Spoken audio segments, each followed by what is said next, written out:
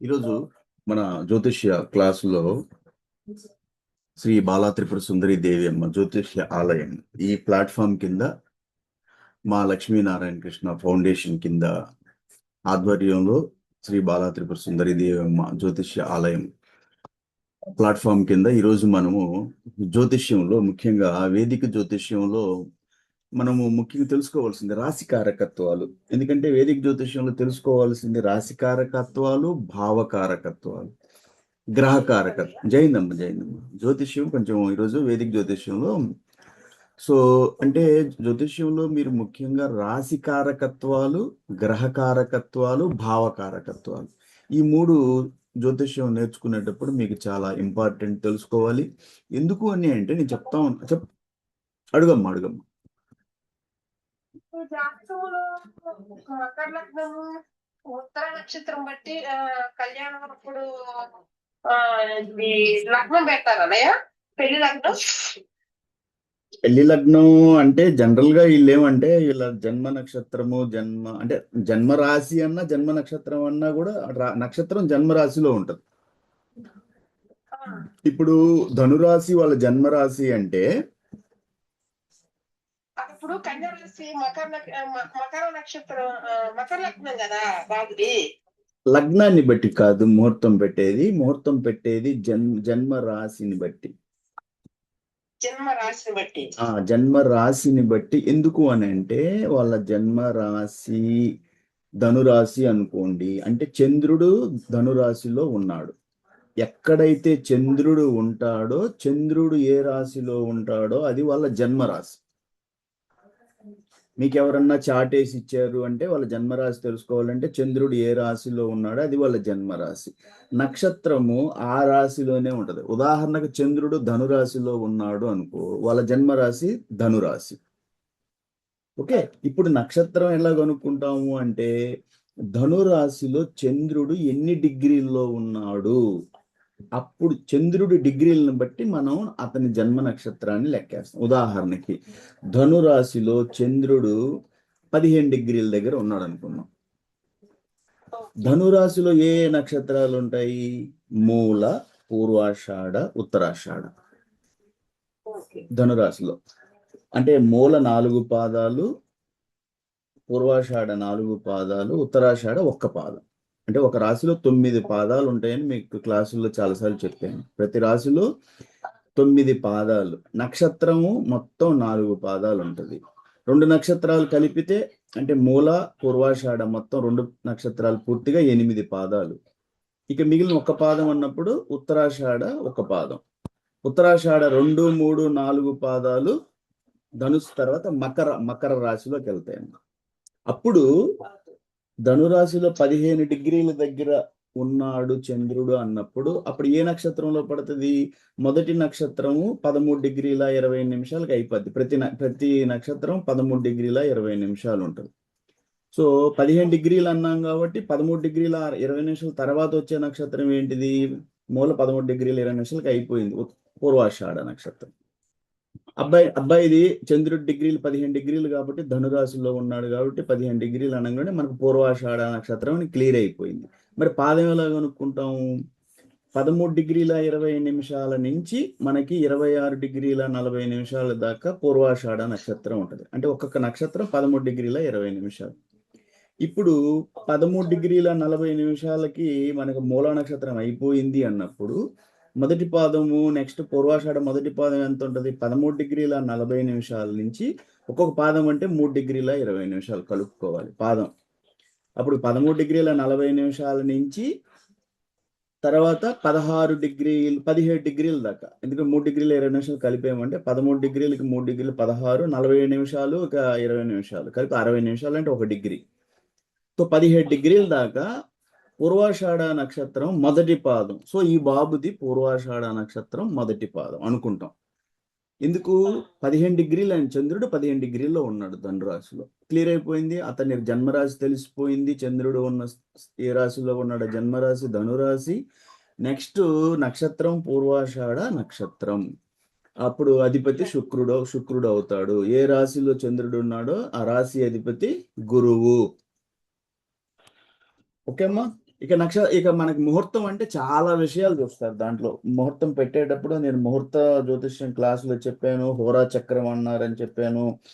ఆ time slot లో మనకి హోరా కూడా బుధ గురు శుక్రులు హోరాలే తీసుకుంటారు. కుజ శని శనీశ్వర ఈ హోరాలో, హోరా అంటే గంట అని చెప్పాను. ఒక గంటని హోరా అంటారు వేదిక జ్యోతిష్యంలో. హోరా అంటే గంట. అందులో కూడా టైం ఒక 12-13 నిమిషాలు టైం ఉంటుంది. దాంట్లో వర్గోత్తమ సమయం అని, పుష్కర అంశ అని, శుభ సమయం అని 3. వర్గోత్తమ అంశ అంటే టాప్, పుష్కర అంశ అంటే సెకండ్, శుభ సమయం అంటే థర్డ్ ప్రియారిటీలో.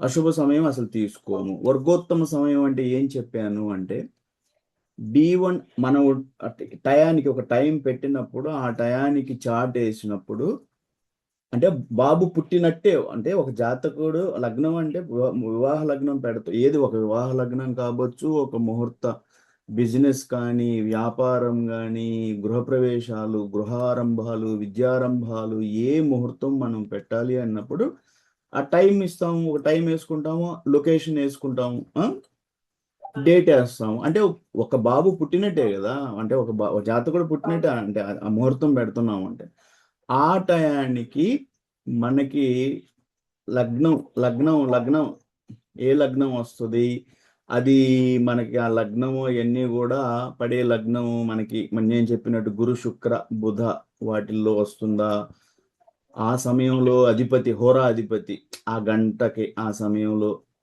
అందులో కూడా మనకి చెప్పినట్టు సమయం వర్గోత్తమ సమయము, ఆ పుష్కర అంశ శుభ సమయాల్లో 13 నిమిషాల సమయం వస్తుందా.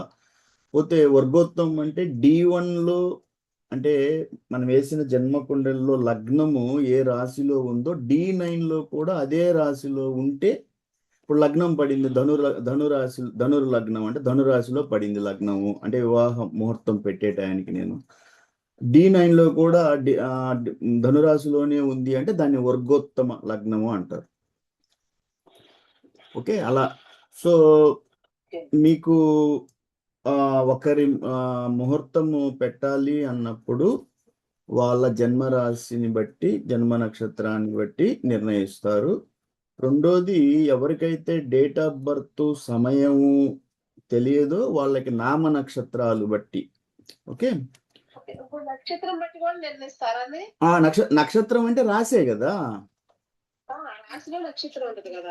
నక్షత్రం అంటే రాశిని బట్టి అవుతుంది కదా. ఇప్పుడు పలానా నక్షత్రం మూల నక్షత్రం అంటే ధనురాశి అయ్యింది, అశ్విని నక్షత్రం అంటే మేషరాశి. ఓకే, అదే నక్షత్రం ఉన్న రోజు పెడతారా లగ్నం ఎట్లా? దానికి లెక్కలు ఏంటంటే మనకి సిచ్యువేషన్ బట్టి మనకి మారుతా ఉంటది. ఆ నక్షత్రం ఇప్పుడు ఆ నక్షత్రం రావాలి అంటే మనం ఎదురు చూస్తా కూర్చోవాలి కదా. మళ్ళీ ఇప్పుడు ఆ నక్షత్రం రావాలి అంటే 27 నక్షత్రాలు తిరగాలి, ఆ టయానికి మళ్ళీ మ్యారేజ్ ఇవన్నీ కావాలి. అట్లా కాకుండా మనం పెట్టుకునే ముహూర్త బలంలో ఒక లగ్నం పెడుతున్నాము అంటే ఆ లగ్నము ఈ రాశి వాళ్ళ జన్మ నక్షత్రానికి, జన్మ రాశికి తగ్గట్టుగా బలం కుదురుతుందా మనకి. అది దాంట్లో చంద్రబలం అని, తారాబలం అని చూస్తూ పోతే మనం వేసే టయానికి ఆ లగ్నాన్ని ఏదైనా అంటే దుర్ముహూర్తాలు, ఆ ముహూర్తంలో వర్జ్యం లేదు, దుర్ముహూర్తం లేదు, యమగండ కాలం లేదు, గులికా కాలం లేదు, ఇలాంటి టయాలన్నీ తీసేసిన తర్వాత పోతే కొంతమంది అడిగారు రాహుకాలంలో ముహూర్తం పెడతారా అంటే, జనరల్గా రాహుకాలం అంటే నీకు ఒక ముహూర్తం చూసుకునేటప్పుడు ఏకవింశతి మహాదోషాలు అని అంటారు. ఈ రోజు ఇవన్నీ ఎవరు ఏకవింశతి మహాదోష అంటే ఏకవింశతి అంటే 21 మహాదోషాలు లేకుండా ఆ లగ్నం పెట్టాలి మీరు. ఆ 20 లిస్ట్ ఉంది, 21 మహాదోషాలు లేని లగ్నం నువ్వు తయారు చేయగలగాలి. కానీ అసంభవం. ఎందుకంటే అవన్నీ చూస్తే అసలు వివాహాలు కావు. ఎందుకంటే మనకి ఎట్లా జాతకాలు చూసి వివాహాలు ఎలా చూస్తున్నారో వాళ్ళ వివాహాలు కావడం ఏకవింశతి 21 దోషాలు లేని లగ్నం తయారు చేయాలంటే అస్సలు పెళ్లిళ్ళు కానే కావు. ఎందుకంటే అందులో నక్షత్రం రెండు కలిపి చూస్తారనే లగ్నం పెట్టడానికి. అవన్నీ అమ్మాయిది ఇవన్నీ చూస్తా కూర్చుంటే మ్యాచే కాదు. ఎందుకు అబ్బాయిది కాబట్టి అబ్బాయిది చూసుకుంటే వెళ్తారు. అబ్బాయిని చూస్తే చూస్తారా? ఓకే. అంతేగాని అమ్మాయి చూసుకుంటే ఇద్దరు ఎట్లా కుదరదు అసలు. ఎందుకంటే అట్లా ఇద్దరే చూసేసి మేము ముహూర్తాలు పెట్టాలంటే జరిగే పని కాదు. కాకపోతే ఏంటంటే నేను అందుకని ముహూర్త జ్యోతిష్యంలో నా క్లాసుల్లో నేను చెప్పున్నాను. పెట్టే ముహూర్త సమయానికి గురు శుక్ర బుధ హోరాలో జరుగుతుండేటట్టు చూసుకుంటూ ఆ 13 నిమిషాలు 12 నిమిషాలు వచ్చే సమయం అది వర్గోత్తమ సమయమా పుష్కరాంశ శుభ సమయమా చూసుకుంటూ ఆ రోజు వారము తిథి నక్షత్రము కరణము యోగం పంచాంగం ప్రకారం చూడాలి అంటే అట్లీస్ట్ 5లో వారం జనరల్గా శుక్రవారము బుధవారం గురువారమే వివాహాలకు పెట్టుకుంటూ తిథుల్లో ముఖ్యమైన కొన్ని తిథి శుక్లపక్షం బాగుంటది. ఓకే, పక్షంలో కూడా తర్వాత కూడా తిథుల్లో వచ్చి మనకి విద్య తదియ పంచమి సప్తమి దశమి ఓకే త్రయోదశి ఇట్లా ఇంతవరకు తిథుల్లోనే చూసుకుంటూ పోతే ఇక నక్షత్రాల్లో కూడా కొన్ని నక్షత్రాలు చూస్తూ కర్ణయోగాల్లో చూడాలి అంటే కర్ణయోగాలు ఈరోజు ఎవరు చూడటం లేదు. ఎందుకంటే పంచాంగం అంటేనే వారము తిథి నక్షత్రము కర్ణయోగం పంచాంగ శుద్ధి అంటారు. ఈ ఐదు కూడా చూస్తూ మన ముహూర్తం పెట్టాలి. తర్వాత పోతే సప్తమ స్థాన శుద్ధి బాగుండాలి. 7వ స్థానం ఏమాత్రం ఎఫెక్ట్ కాకుండా అష్టమ స్థానం అంటే ఆయు స్థానం లగ్న బలం కూడా చాలా ఇంపార్టెంట్. లగ్నం దేంట్లో పడుతుంది ఏ హోరాలో పడుతుంది అది ధనుర్లగ్నం మీన లగ్నాలు అయితే గురువు అధిపతి. ఓకే, మిథున కన్యా లగ్నాలు అయితే వివాహానికి కానీ ఏ ముహూర్తానికైనా కూడా బుధుడు అధిపతి. పోతే నెక్స్ట్ వృషభ తులా లగ్నాలు అయితే శుక్రుడు అధిపతి. వీటన్నిటికీ కానీ మేష వృశ్చికాలు అయితే కుజుడు ఇది వద్దని కుజుడిది, శనీశ్వరుడిది అయితే మకర కుంభాలు వద్దని. సో ఇట్లా మనం లగ్నం పెట్టేటప్పుడు చాలా విషయాలు చూడాలి.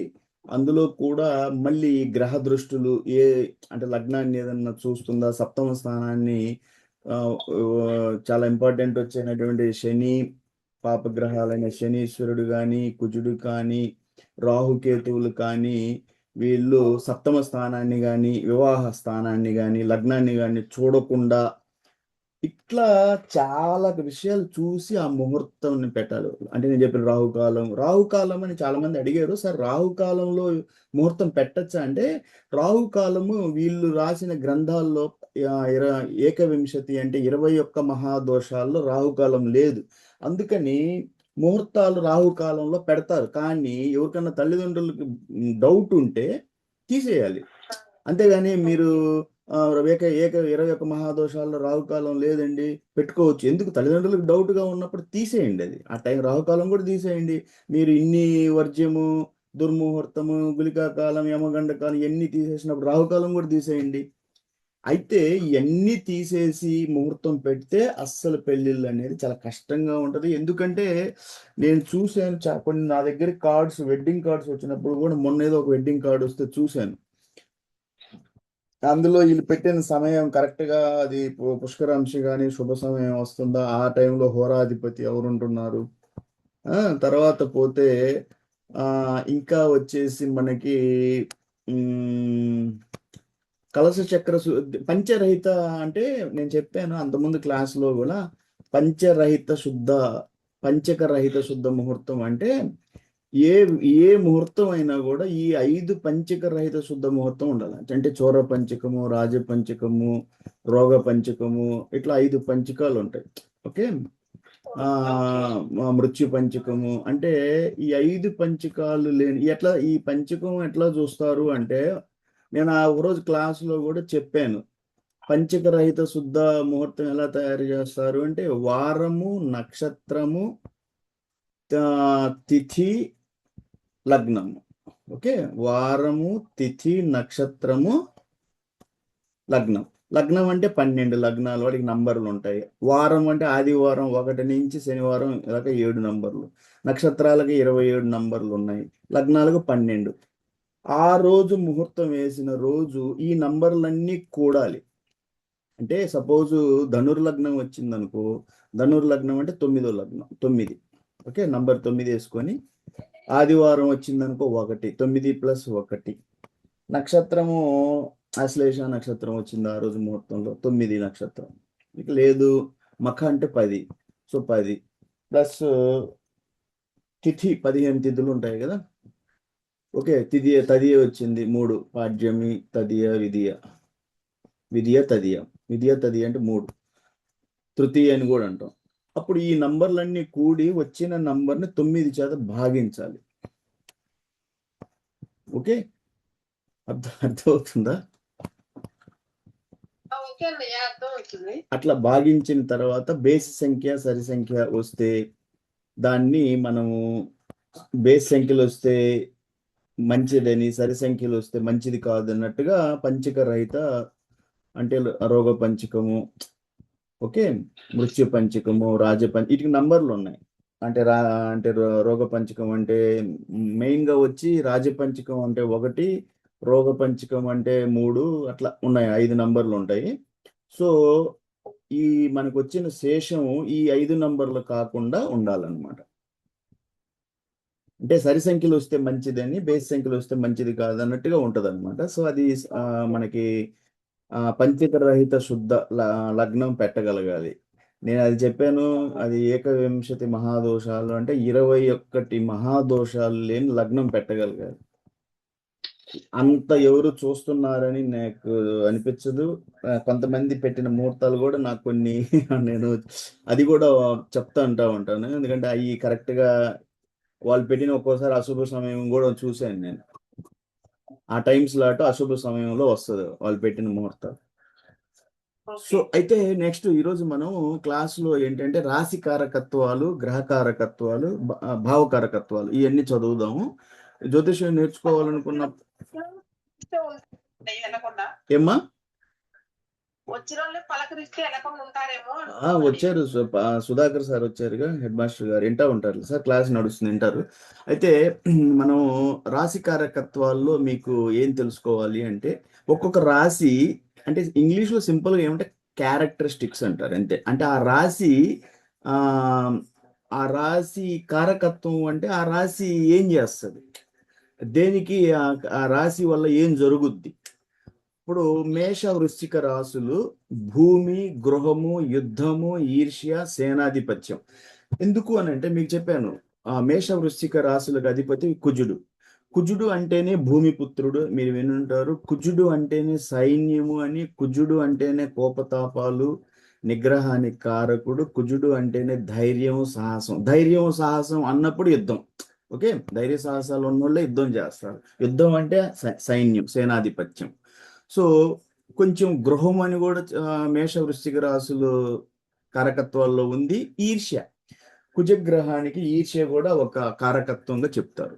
సో జనరల్గా మన వివాహంలో చూసేటప్పుడు మేష వృశ్చిక రాశుల్లో అధిపతి కుజుడు మనకి లగ్నం నుంచి కానీ 2, 4, 7, 8, 12లో ఉంటే కుజదోషం అంటారు.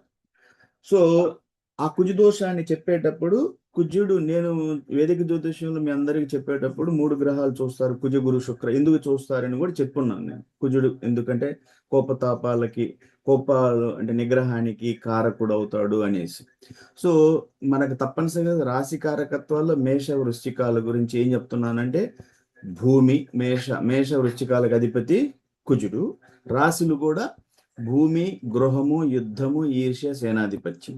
వృషభ తుల రాశిలో అధిపతి ఎవరంటే శుక్రుడు. ఈ లిటరేచర్ అంతా కూడా ఈ రాసిన ఇదంతా కూడా బ్రహ్మశ్రీ ముల్లపూడి లీలాకృష్ణమూర్తి శాస్త్రి గారు రాసినటువంటి 299 పేజీ నుంచి స్టార్ట్ చూస్తున్నాను నేను.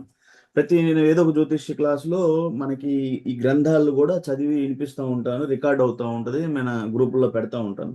ఎందుకు అంటే కృష్ణమూర్తి గారు అంత అడ్వాన్స్డ్ కేపీ సబ్లాడ్ మెథడ్ని తీసుకెళ్ళాడు అంటే వేదిక చదివి దాన్ని అర్థం చేసుకొని అందులో ఉన్న లోటుపాటులను తను డైజెస్ట్ చేసుకొని అంటే జీర్ణించుకొని లోతుగా అనలైజ్ చేసి తప్పులు పట్టుకొని అప్పుడు తన style Krishnamurti KP Krishnamurti sub lord మెథడ్ని తయారు. కాబట్టి ఎవరైనా డైరెక్ట్గా కృష్ణమూర్తి పద్ధతులకు వెళ్ళాలి అంటే కుదరదు, వేదికను చదువుకుంటూ రావాలన్నమాట.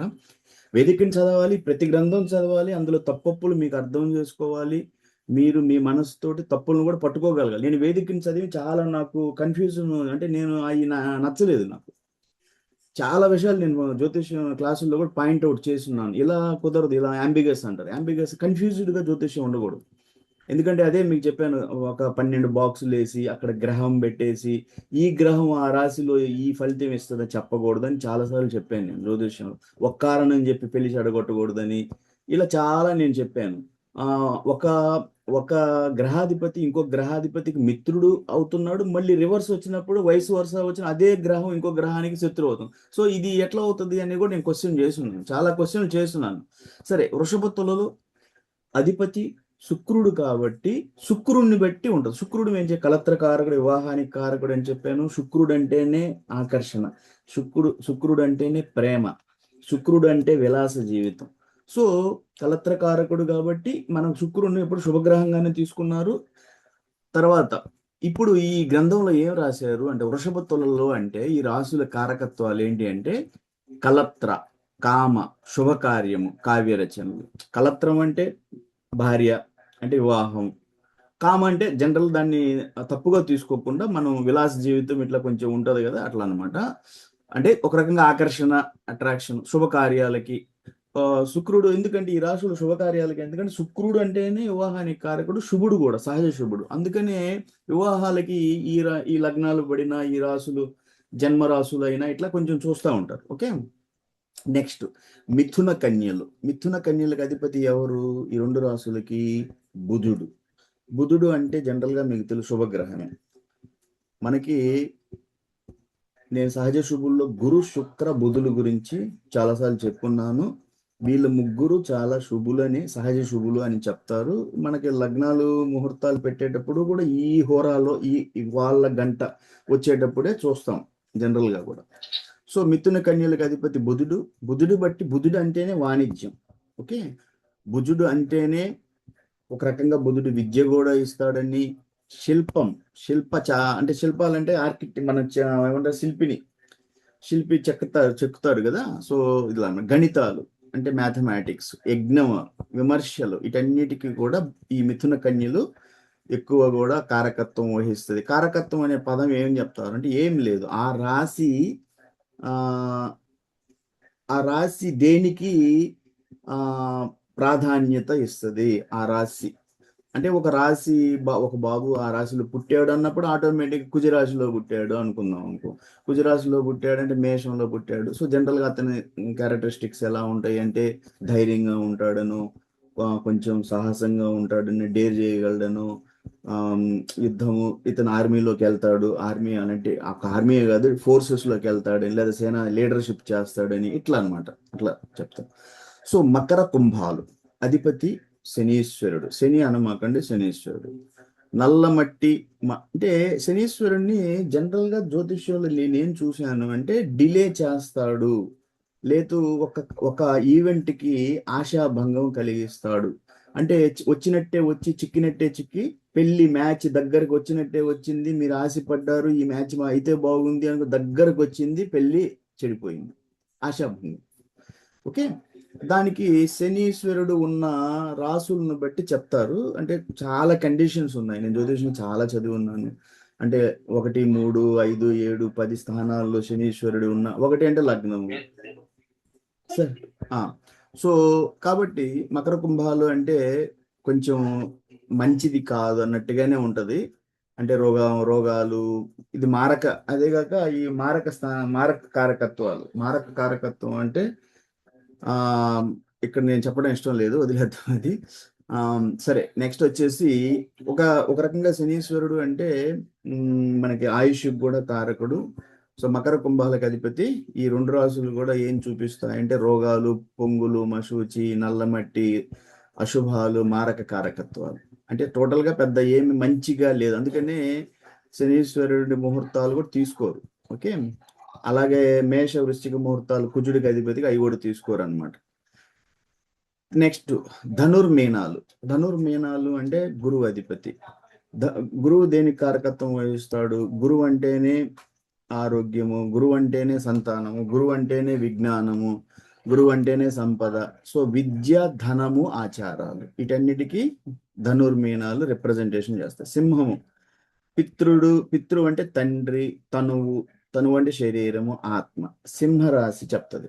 అంటే నేను ఇంతకుముందు జ్యోతిషంలో చెప్పిన ఒకరి చాట్లో మనము భార్య భర్తతో కాకుండా కుటుంబంలో తండ్రి ఎలా ఉంటాడు అంటే సింహరాశిని, సింహం అంటే సూర్యుడు ఉండే స్థితిని బట్టి చెప్పగాలి.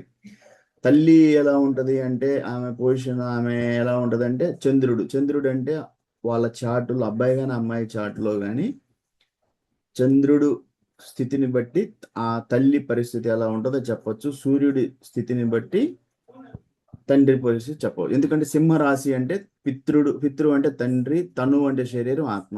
పోతే కటక రాశి, కటకం అంటే చంద్రుడి అధిపతి, కర్కాటకం అని కూడా అంటారు. తల్లి మాతృ అంటే తల్లి.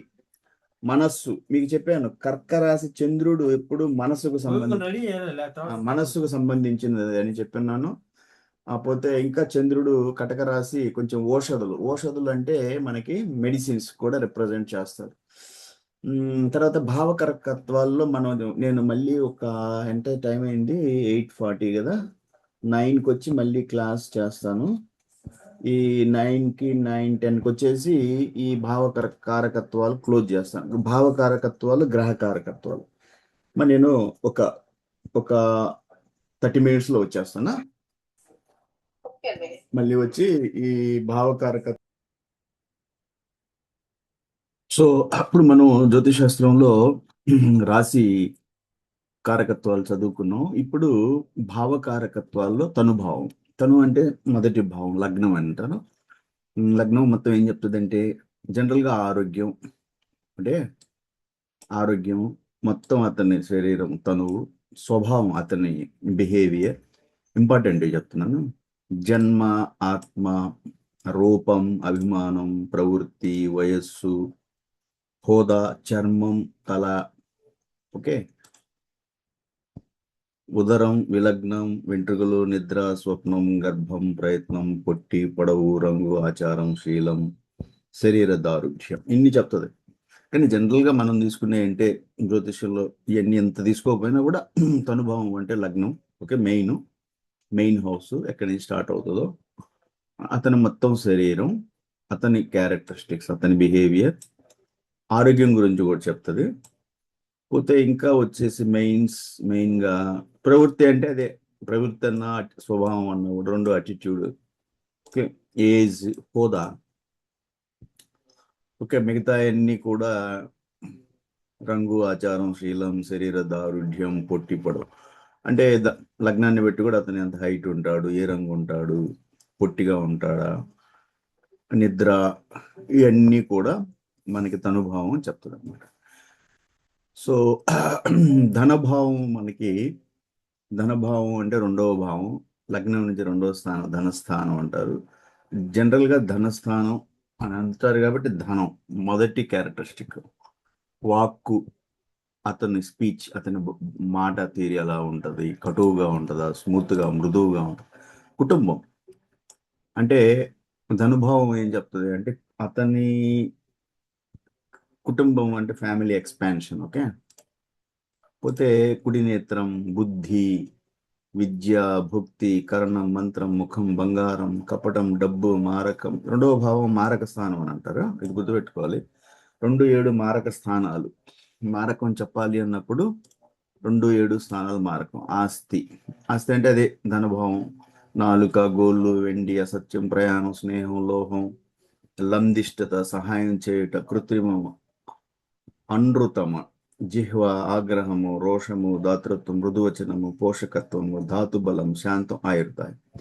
రెండో భావం ఆయుర్దాయం కూడా చెప్తుంది. జనరల్గా ధనం, వాక్కు, కుటుంబం, పోతే విద్య, బుద్ధి అంటే ఇంటెలిజెన్స్ కింద తీసుకోవచ్చు మనం. ఇంకా ముఖ్యంగా అక్కడక్కడ వచ్చేసి ఈ మారక స్థానం అనేది 2 చెప్తుంది. ఆస్తి అంటే ధనమే, ప్రయాణాలు, స్నేహం, సహాయం చేయటం, ఆగ్రహం, కోపం, దాతృత్వం, దానగుణం, డబ్బు ఉంటుంది కాబట్టి దానగుణం, మృదువచనం అంటే ఈ వాక్కుతో సంబంధించింది, ఆయుర్దాయం. ఇన్ని మనకి రెండవ భావం చెప్తుంది, ఓకే. నెక్స్ట్ మూడవ భావం అంటే భాతృభావం అంటారు. అంటే సోదర భావం అని, కనిష్ట సోదరుడు అంటే చిన్న తమ్ముడు, చిన్న చెల్లెలు, భూమి గురించి, తోడబుట్టిన వాళ్ళ గురించి, సహజ సాహసం, కోపం, రౌద్రం, శాంతం, కంఠం, ఉపాయం, ఇరుగు పొరుగు, క్రయ విక్రయం, దగ్గర ప్రయాణాలు, చెవులు, చిత్తభ్రమ, యాత్ర, స్వధర్మం, శక్తి, అహంభావం, దాసదాసీలు, యుద్ధం, బొటనవ్రేలు, సేవకులు, ఉపాసన, కాళ్ళు, గొంతు, పితృమరణం. సో జనరల్గా ఇందులో మనం ముఖ్యంగా దీన్ని భాతృభావం అంటారు కాబట్టి సోదరుల గురించి ఎక్కువ చూస్తారు.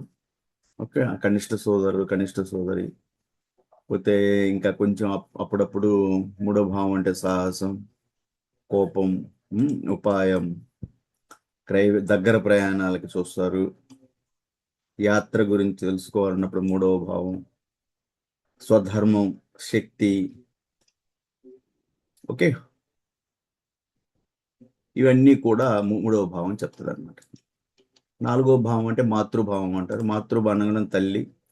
ఇందులో మెయిన్గా వచ్చి మాతృభావంలో తల్లి, విద్య, ప్రైమరీ ఎడ్యుకేషన్, గృహం, ఓకే, బంధువు, సుఖం, చెరువు, శయ్య, పశువులు, వాహనం, తల్లి. సో మాతృభావనంలో తల్లి ఇక్కడ చెప్పేది ఎక్కువగా విద్య, గృహము, వాహనాలు కూడా వస్తాయి. ఎక్కడో పాతాళం, భూమి, శౌర్యం, ధైర్యం, ఔషధం, వివాదం, సాక్షి, ఉద్యానవనం, వ్యవసాయ, శత్రువులు, అభ్యంగనము, కృషి, క్షేత్రం, శీలం, సౌధం, శాస్త్రంలో పుస్తకాలు, నిధిరీక్ష, హృదయం, బంధు సౌఖ్యం. వాహనాలు వాహనం ఎక్కడ తగిలింది, వాహనం కూడా ఉన్నాయా అంటే జనరల్గా విద్య, గృహం, అంటే ప్రయాణాలు అంటే ప్రైమరీ ఎడ్యుకేషన్. విద్య అంటే ప్రైమరీ ఎడ్యుకేషన్, వాహనము, తల్లి, ఎక్కువగా ఈ రెండు, విద్య, గృహం. ఓకే, ఈ రెండు. వ్యవసాయం, శత్రువులు, శీలం, సౌధం, హృదయం, పుస్తకాలు. సార్ మెయిన్గా మాతృభావం అంటే తల్లి, వాహనాలు, విద్య, గృహం, ఇంకా ప్రైమరీ ఎడ్యుకేషన్. పుత్రభావం అంటే పుత్రభావం పేరే పుత్రభావం కాబట్టి అతనికి సంతానం, పుత్రులు. పోతే బుద్ధి, కామం, ప్రణయం, సంతానం. మెయిన్ ఆత్మ, వినోదం, అభిరుచి, వ్యాపారం, లేఖనం, వినయం, సారహస్యం, స్త్రీధనం, మంత్రి పదవి, వాయిద్యం, పాండిత్యం, మంత్రం, విద్య, మనస్సు, వివేకం, పితృవిత్తం. తండ్రి తర్వాత తండ్రి నుంచి వచ్చే విత్తం అంటే డబ్బులు. స్త్రీధనం, అన్నప్రదానం, కావ్యరచన, దూరచింత, గాంభీర్యం, ఘనత, ఉపాసన, స్నేహం, మేధాశక్తి, దైవభక్తి, పుత్రికలు, రాజ్యలాభం. సో పుత్రభావం అంటే జనరల్గా పేరును బట్టి సంతానము ఇక్కడ తెలిసేది, మెయిన్గా సంతానం. మిగతా ఇవన్నీ కూడా అంతగా ఇవన్నీ కన్సిడరేషన్ ఉండదు జ్యోతిష్యంలో. క్యారెక్టరిస్టిక్స్ ఆఫ్ భావాలు చూసేటప్పుడు పోతే నెక్స్ట్ వచ్చేసి పుత్ర, మంత్రి, ప్రతిభ, ఆత్మజ, పనాపరహ, శక్తి, యోగము, బుద్ధి, కామము, ప్రణయము, సంతానం. పుత్రభావం ఆత్మ, వినోదం, అభిరుచి, వ్యాపారం, లేఖనం, వినయము, రహస్యం, స్త్రీధనం, మంత్రి పదవి, వాయిద్యం, పాండిత్యం, మంత్రము, విద్య, మనసు, వివేకము, విత్తం, స్త్రీధనం, అన్నప్రదానము, కావ్య రచన, దూరచింత, గాంభీర్యము, ఘనత, ఉపాసన, స్నేహం, మేధాశక్తి, దైవభక్తి, పుత్రికలు, రాజ్యలాభం. 6 శత్రుభావం, దుస్థానం అని జనరల్గా అంటారు మనం. ఓకే, 5వ భావం వచ్చేసి మనకి కోణాల్లో వస్తుంది. లగ్నం 1, 5, 9 ఈ 3 భావాలు కూడా కోణాలు అంటే లక్ష్మీ స్థానాలు. 4 వచ్చి కేంద్రం కింద వస్తుంది. 1, 4, 7, 10. 6 శత్రుభావం అంటే దుస్థానం. దీంట్లో అన్నీ కూడా మనకి అంటే నష్టం కలిగించే టైప్లో ఉంటాయి. శత్రువులు, ఈ రణం అంటే యుద్ధాలు, రుణాలు అంటే అప్పులు, రోగాలు, శూల, గాయాలు, ఓకే, భీతి, భయం, పాపం, కోపం, దుఃఖం, వ్యసనం, పీడ, భ్రాతృ, ఉన్మాద, కారాగ్రహం, జైలు, భయం, మేహ ప్రణం, మేనమామ, అపవాద, స్ఫోటకాలు, ఉష్ణం, రిపసంతోషం, శ్లేష్మ వ్యాధులు, ఉగ్రకర్మలు, నిరోధము, కుసిత బుద్ధి, చిత్తక్లేశము, చోర, అతిసారము, సహోదరాది కలహాలు అంటే అన్నదమ్ములతో తగాదాలు. కారాగ్రహం అంటే 6. అతిమూత్రం, మూల వ్యాధి, మతిభ్రమ, ఇవన్నీ అంటే శత్రుభావం అంటే మొత్తం కూడా దుస్థానం. అంటే ఏ బాగుండవు ఇందులో ఉండే క్యారెక్టరిస్టిక్స్ కూడా. శత్రుభావం అంటే శత్రువుతో సంబంధించింది, అప్పులు, రుణాలంటే అప్పులు, రోగాలు, ఓకే, పోతే గాయాలు, భయము, కోపం, పాపం, దుఃఖం, వ్యసనాలు, ఓకే, ఏదైనా బ్యాడ్ అడిక్షన్స్ ఉంటే కారాగ్రహం, జైలు, భయాలు, ఓకే, అపవాదులు, ఇవన్నీ కూడా ఏదైతే తగాదాలు సోదరులతోటి, ఇలాంటివన్నీ కూడా శత్రుభావం, అంటే శత్రువులతోనే చెప్తుంది. అందుకని దుస్థానం అంటారు, మంచి స్థానం కాదు అని. నెక్స్ట్ 7వ స్థానం అంటే కలత్ర భావం, భార్యాభర్త స్థానం. కలత్రం అంటే భార్య స్థానం, కానీ భర్త స్థానం కూడా అంటారు. అబ్బాయి చాట్లో చూసేటప్పుడు భార్య స్థానం, అమ్మాయి చాట్లో చూసేటప్పుడు భర్త స్థానం. అమ్మాయి చాట్లో భర్త అంటే గురువు, అబ్బాయి చాట్లో భార్య అంటే శుక్రగ్రహం. ఓకే, తండ్రి అంటే సూర్యగ్రహము, తల్లి అంటే చంద్రుడు. సో 7 అంటే భార్య. తర్వాత ఇంకేదన్నా ఇంపార్టెంట్గా వచ్చేసి వ్యాపారము,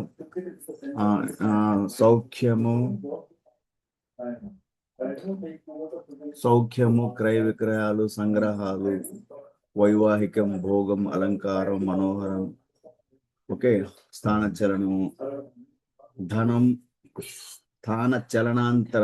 ధనం, పేచీలు, ప్రయాణ భంగం, దత్తపుత్రత, వైరం, వేషం, ఆకారం, మారకం. 7 మారకం, ఇది ఇంపార్టెంట్. మారక స్థానం 2, 7 స్థానాలు మారక స్థానాలు. మారక స్థానాలు అంటే మృత్యు స్థానం అని. స్త్రీ వైర్యం, రేతస్సు, జయం, భార్యాభర్తల సౌశీల్యం. సో ఇవన్నీ లేకపోయినా 7వ భావం అంటే భార్య స్థానం. ఓకే, కొంచెం ఇంకేదన్నా 1, 2 మనకు కావాలి అన్నప్పుడు వ్యాపారాన్ని చూడాలంటే, వ్యాపారం అంటే కలత్ర స్థానం అంటే కలత్రము, వ్యాపారము, భాగస్వామ్యము. వైవాహికం అంటే వివాహం తర్వాత జీవితం, భోగం, అలంకారం, ఇక మిగతా అన్నీ కూడా ఇంతగా. ఓకే, 8 ఆయుస్థానం, దుస్థానం, ఇంకొక దుస్థానం. 7 వచ్చేసి మనకి కేంద్ర భావాల్లో వస్తుంది. ఆయుర్భావం 8 ఆయుస్థానం, ఆ ఆయువు గురించి చెప్పేది. ఓకే, మనకి మృతి, నాశనం, ఇది కూడా దుస్థానం కింద వస్తుంది. ఎందుకంటే ఇక్కడ చెప్పే అన్ని కూడా అన్నీ కూడా బాగుండవు అనమాట. నాశనం, నైధనం, మోక్షం గురించి చెప్పాలి అంటే 8వ స్థానం గురించి ఆలోచించాలి మనం.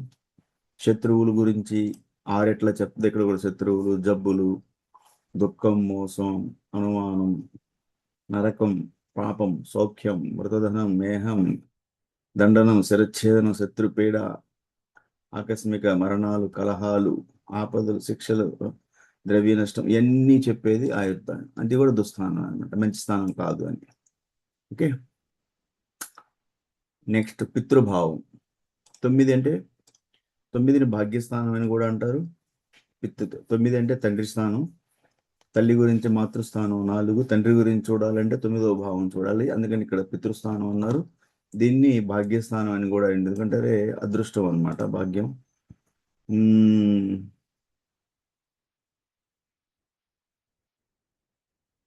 ఎక్కడన్నా ఉందా? భాగ్యం ఫస్ట్లోనే ఉంది కాబట్టి భాగ్యస్థానం అంటారు.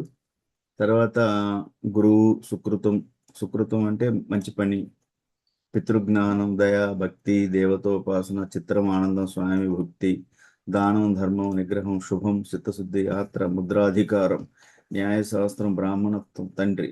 ఓకే, సో తండ్రి, పితృభావంలో ఎక్కువగా తండ్రి, భాగ్యం, అదృష్టం మెయిన్ ఇంపార్టెంట్.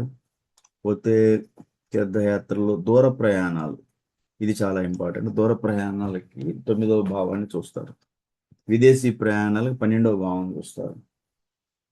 లోకల్ ట్రావెలింగ్ అన్ని 4వ భావంలో. పితృభక్తి, ఉపాసన, వైదికము, సుఖము, గురుభక్తి, విద్యార్జన, రాజ్యం, పూజ్యత, ప్రతాపం. సో పితృభావం అనే బదులు దీన్ని ఎక్కువగా మీరు ఏమంటారు, భాగ్యస్థానం అంటూ ఉంటారు.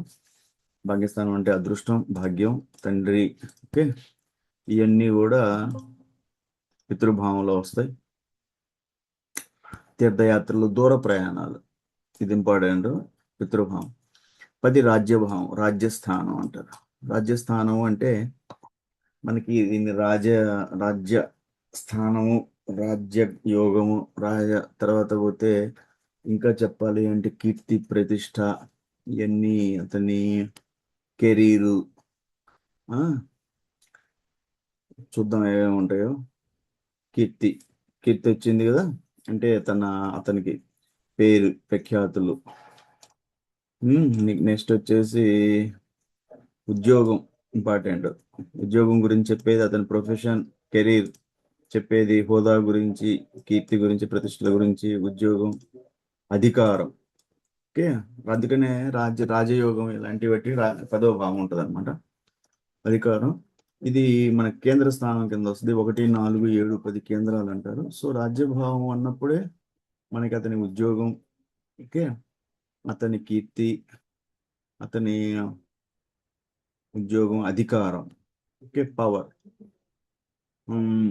గౌరవం, అలంకారం, తొడలు, ఆగమ కర్మలు, నిద్ర, సన్యాస ఆశ్రమం, విద్యా విషయాలు, ఇవన్నీ కూడా రాజ్యభావం. కొన్ని మెయిన్గా తీసుకుంటే రాజ్యభాగం అంటే మనకి హోదా, కీర్తి, ప్రతిష్ట, ఉద్యోగం అంటే అతని కెరీరు, అధికారం అంటే హోదా, ఓకే, ఇవన్నీ కూడా దాన్ని చెప్తాను. సరే, లాభభావం 11 లాభస్థానం అంటారు. లాభస్థానం అంటేనే కోరికలు నెరవేరటం, మిత్రులు, కోరికలు, మిత్రులు, లాభం, డబ్బు రాబడి, ఆయుర్దాయం గురించి చెప్తుంది. విజయం, శుభం, ఉద్యోగం, వృద్ధి, సర్వలాభం, ప్రభు, ధనం, దైవ పూజ, మిత్రలాభం, కోరికలు, మీకు కోరికలు నెరవేరేస్తాను. లాభస్థానం, లాభం, మిత్రలాభం, మిత్రుల వల్ల లాభం, మామ వల్ల లాభం, జ్యేష్ఠ సోదరులు. మనకు భాతృభావం అంటే 3వ భావం మనకేం చెప్తుంది? కనిష్ట సోదరుడు, కనిష్ట సోదరు వాళ్ళ గురించి. జ్యేష్ఠ సోదరుల గురించి చెప్పండి 11వ భావం. ధనార్జన, స్నేహం, ఆకస్మిక నష్ట, ద్రవ్య లాభం, ఇవన్నీ కూడా 11వ భావం. మనకి జనరల్ లాభస్థానం అంటారు, మంచి స్థానం అంటారు దీన్ని. ఓకే, సరే, నెక్స్ట్ 12 వ్యయభావం. వ్యయభావం దుస్థానం కింద. 6, 8, 12 3 కూడా దుస్థానాల కింద చెప్తారు. నెక్స్ట్ వచ్చేసి ఇందులో ఏం చూస్తాం? వ్యయం, ఖర్చులు, నరకం, పాపస్థానం, మనోవ్యధ, బాధ, మనస్సు బాధలు, బంధనాలు, అంగవైకల్యాలు, శరీర గాయాలు, శత్రువులు, ఇతర దేశంలో మరణం, రహస్య శత్రు భయం, ద్రోహం, దుర్వ్యయం, దుష్కార్యం, వివాహ నష్టం, అన్యదేశ గమనం, భార్యా నష్టం. అన్యదేశ గమనం అంటే ఇదే అనమాట, దూరదేశ ప్రయాణాలు, భార్యా నష్టము, జైలు ప్రాప్తి, ఇవన్నీ కూడా మనకి 12వ భావం. జైలు గురించి చెప్తాం. 4వ భావం కూడా చెప్తుంది మీకు జైలు గురించి. 4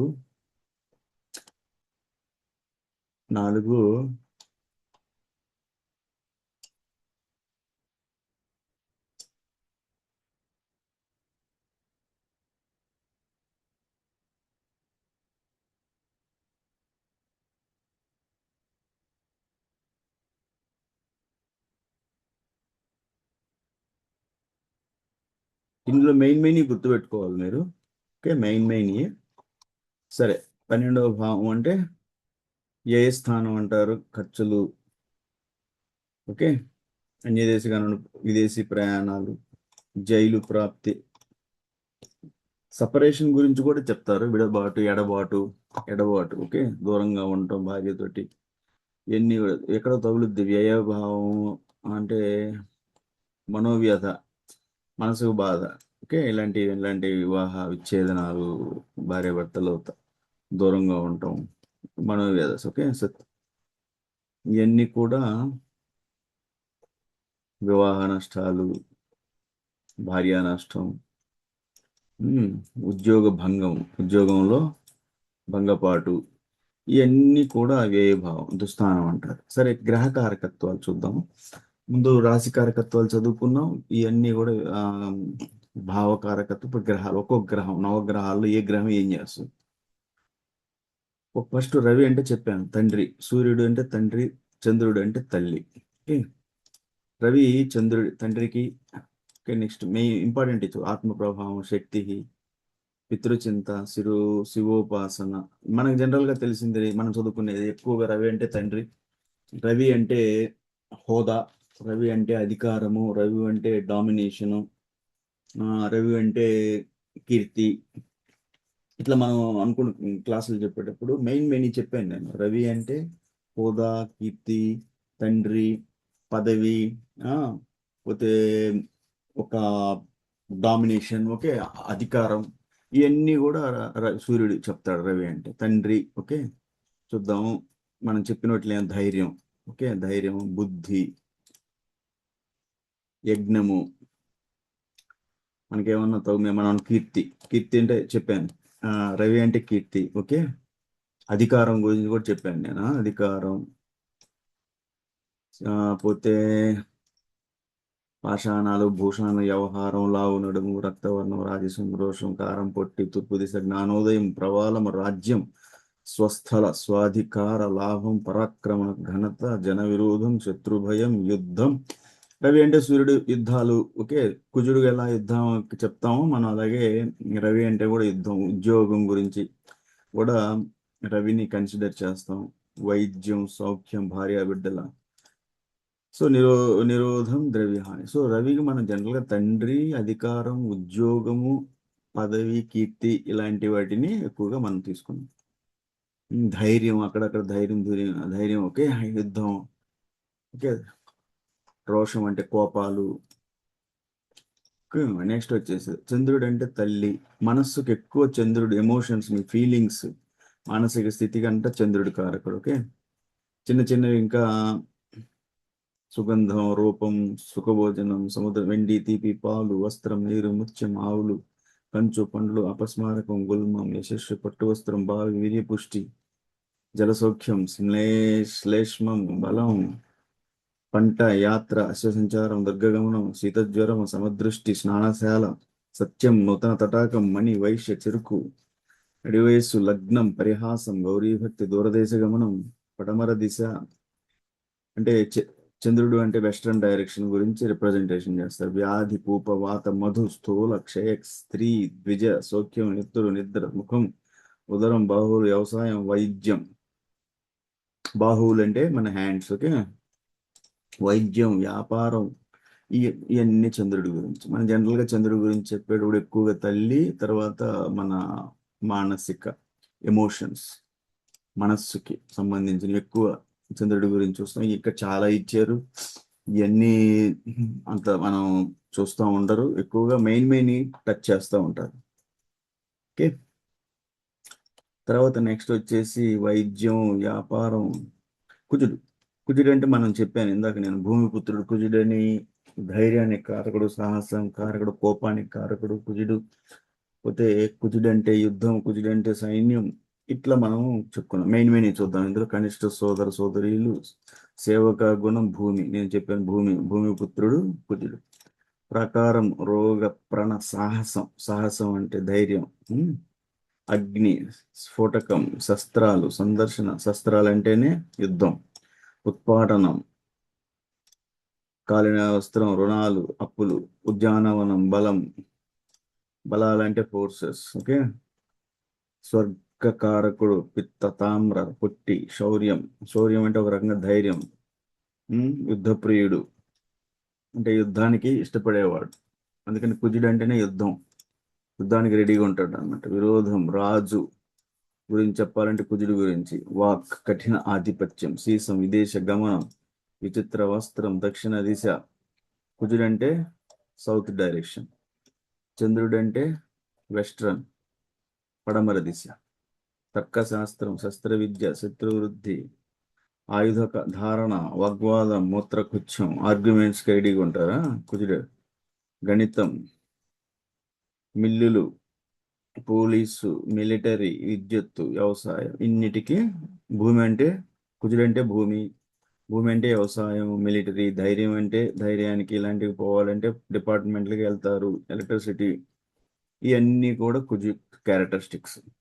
బుధుడు అంటే విజ్ఞానం, బుధుడు అంటే గణితం, బుధుడు అంటే మనకి ఇంటెలిజెన్స్, విజ్ఞానం, గణితం, ఇవన్నీ కూడా కొంచెం స్కిల్స్ గురించి చెప్పేదంతా బుధుడు. వాణిజ్యం, వ్యాపారం, మ్యాథ్స్ చెప్పాలన్నా, విజ్ఞానం గురించి, ఇంటెలిజెన్స్ గురించి చెప్పాలన్నా, జ్యోతిష్య బుధ దృష్టి అంటే ఎవరైతే బుధ దృష్టి ఉన్నా, బుధుడి అనుగ్రహం ఉన్నా, వాళ్ళ జాతకాల్లో బుధుడు ఉచ్చ స్థితిలో ఉన్న, బుధుడు సొంత క్షేత్రంలో ఉన్న, ఇలాంటి సిచ్యువేషన్లో జ్యోతిష్య ఆస్ట్రాలజర్ అవుతారంటారు వాళ్ళు.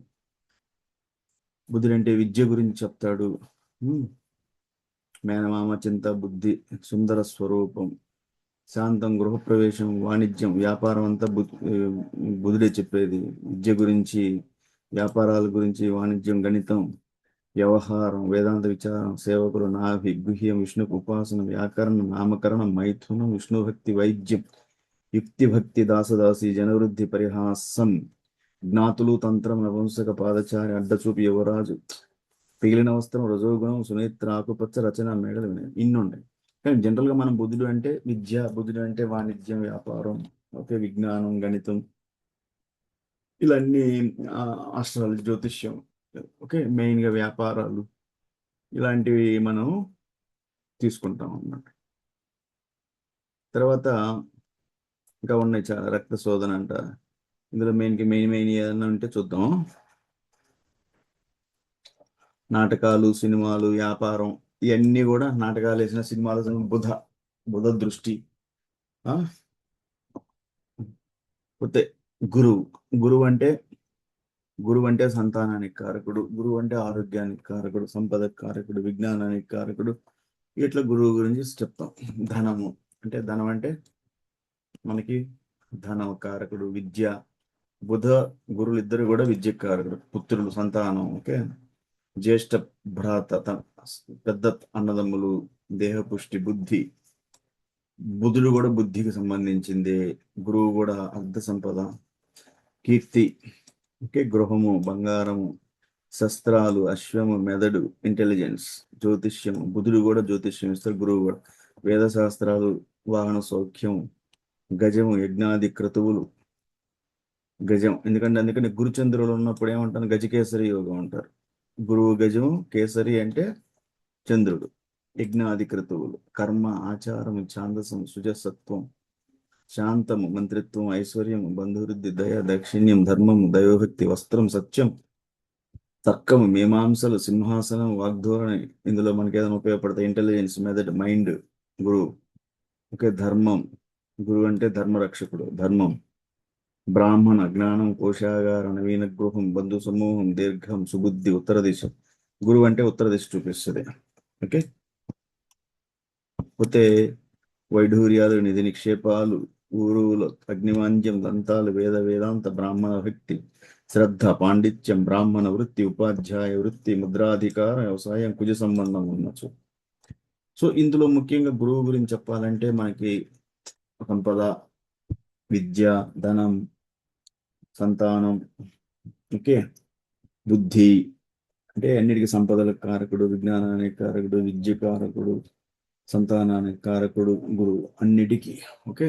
అన్ని స్కిల్స్ అనమాట, మైండ్, ఇంటెలిజెన్స్. శుక్రుడు అంటేనే వివాహానికి కారకుడు, భార్య కారకుడు, అబ్బాయి చాట్లో భార్య కారకుడు శుక్రుడు అనమాట.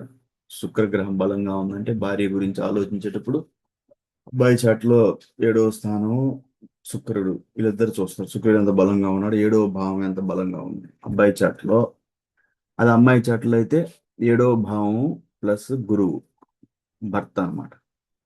భార్య, భాగ్యం, భోగం.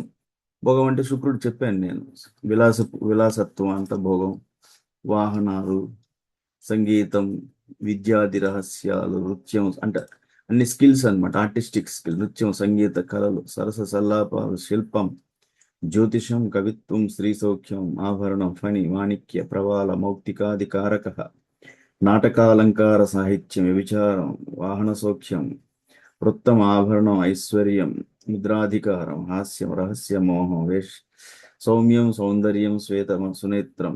ఇవన్నీ కొన్ని మనకి అవసరం లేని జనరల్గా చెప్తాం, శయనాగారాలు, బెడ్ కంఫర్ట్, ఓకే, మంత్రం. ఆగ్నేయ దిశ ఎక్కువ శుక్రుడి కంటే ఆగ్నేయ దిశ చూస్తారు. మధ్య వయసు, రాజముద్ర, సత్యవచనం, యజుర్వేదం, భరతశాస్త్రం, శ్వేతఛత్రం, ఇంజామరలు, అష్టైశ్వర్య, సింహాసనం, ఇవన్నీ కూడా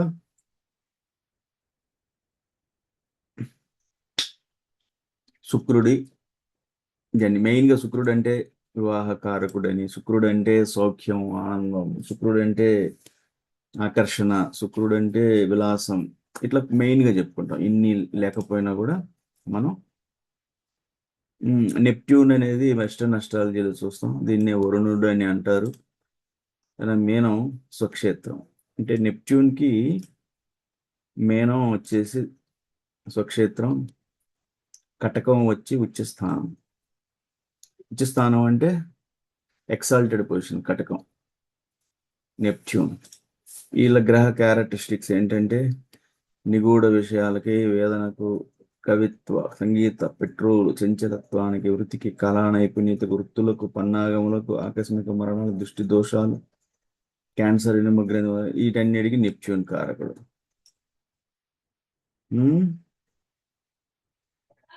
తర్వాత ప్లూటో.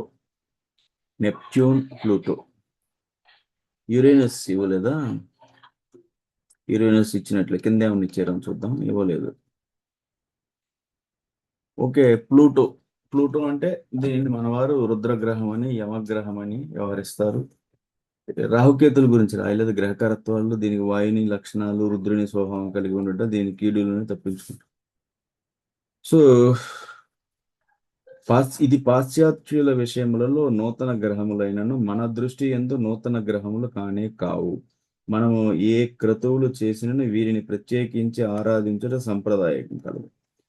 అంటే పాశ్చాత్య వెస్టర్న్ వాళ్ళు వీటిని నూతన గ్రహాలుగా అనుకున్నా కూడా మన మన దృష్టిలో ఈ నూతన గ్రహాలు కావు. మనకు పాత గ్రహాల కిందనే ఏ క్రతువులు చేసినా వీటిని ప్రత్యేకించి ఆరాధించడం మనకు సంప్రదాయం ఉందని చెప్తున్నారు. ఓకే, ప్లూటో గురించి చెప్పారు. నెక్స్ట్ వచ్చేసి నెప్ట్యూన్ గురించి కూడా చెప్పారు ఇక్కడ ఈ పుస్తకంలో. తర్వాత ఇది నామ నక్షత్రాలు ఒకరోజు చదువుదాం. నామ నక్షత్రాల గురించి అంటే ఎవరికైతే కరెక్ట్ టైము డేటు చెప్పలేకపోతారో వాళ్ళకి పేరు మీద నక్షత్రం తీసుకోవటానికి నామ నక్షత్రాలు. ఓకే, ఎందుకు అంటే మనకి వచ్చేసి ఏమవుద్ది, జనరల్గా చాలా మందికి పల్లెటూరులో కరెక్ట్ డేటు టైం ఉండదు. సో వివాహాలు, ముహూర్తాలు ఏదన్నా చూసేటప్పుడు ఏ ముహూర్తం చూసినా కూడా వాళ్ళ నామ నక్షత్రం. చాలా మంది నన్ను అడిగారు నామ నక్షత్రం అంటే. ఇప్పుడు నా పేరు శ్రీనివాస్, కానీ వాసు అని మా అమ్మ చిన్న వయసు నుంచి వాసు వాసు అని ఆర్మీలోకి వెళ్ళిపోయాం. అక్కడ ఎక్కువగా రావు సాబ్ అన్నారు. ఆ శ్రీనివాస్ ఎడిపోయిందో తెలియదు, వాసు ఎడిపోయిందో తెలియదు, రావు సాబ్.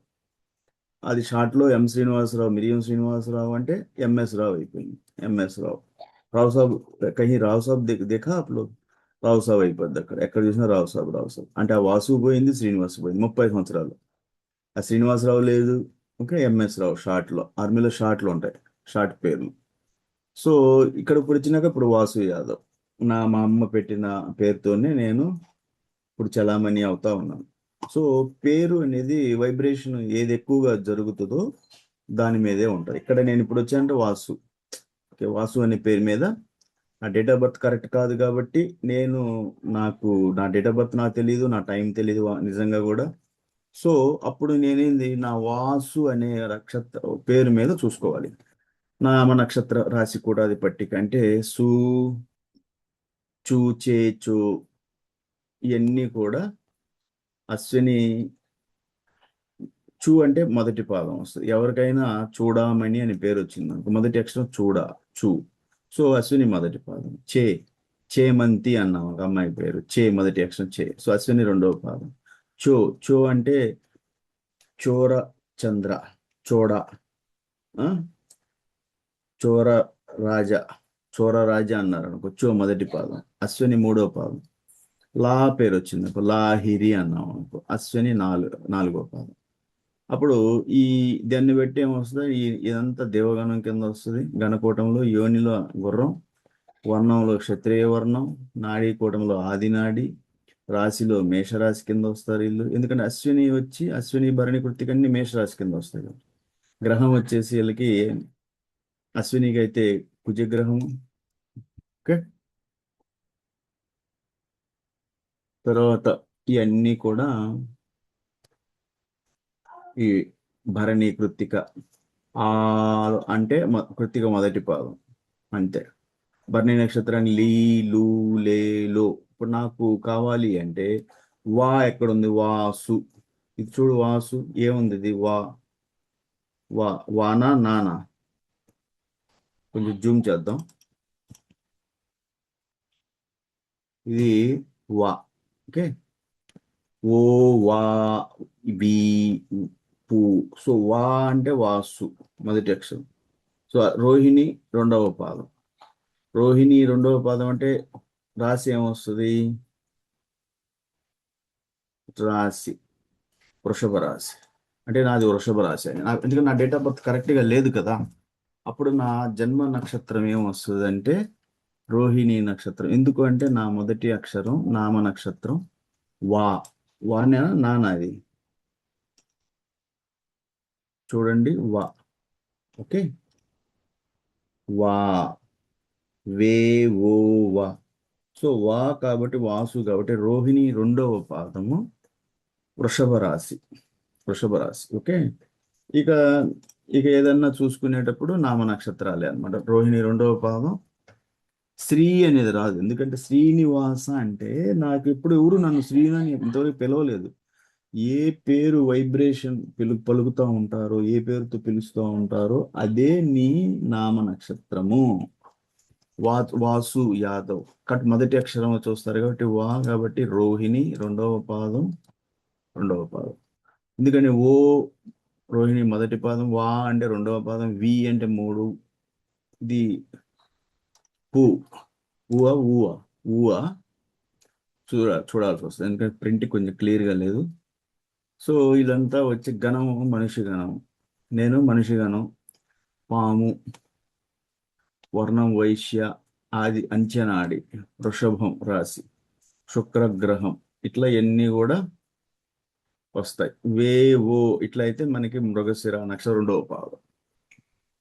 రోహిణి వృషభ రాశి, రోహిణి నక్షత్రం రెండవ పాదం. ఓకే. నెక్స్ట్ వచ్చేసి మృగశిర నక్షత్రం రెండవ పాదం వచ్చేసి కాకృ.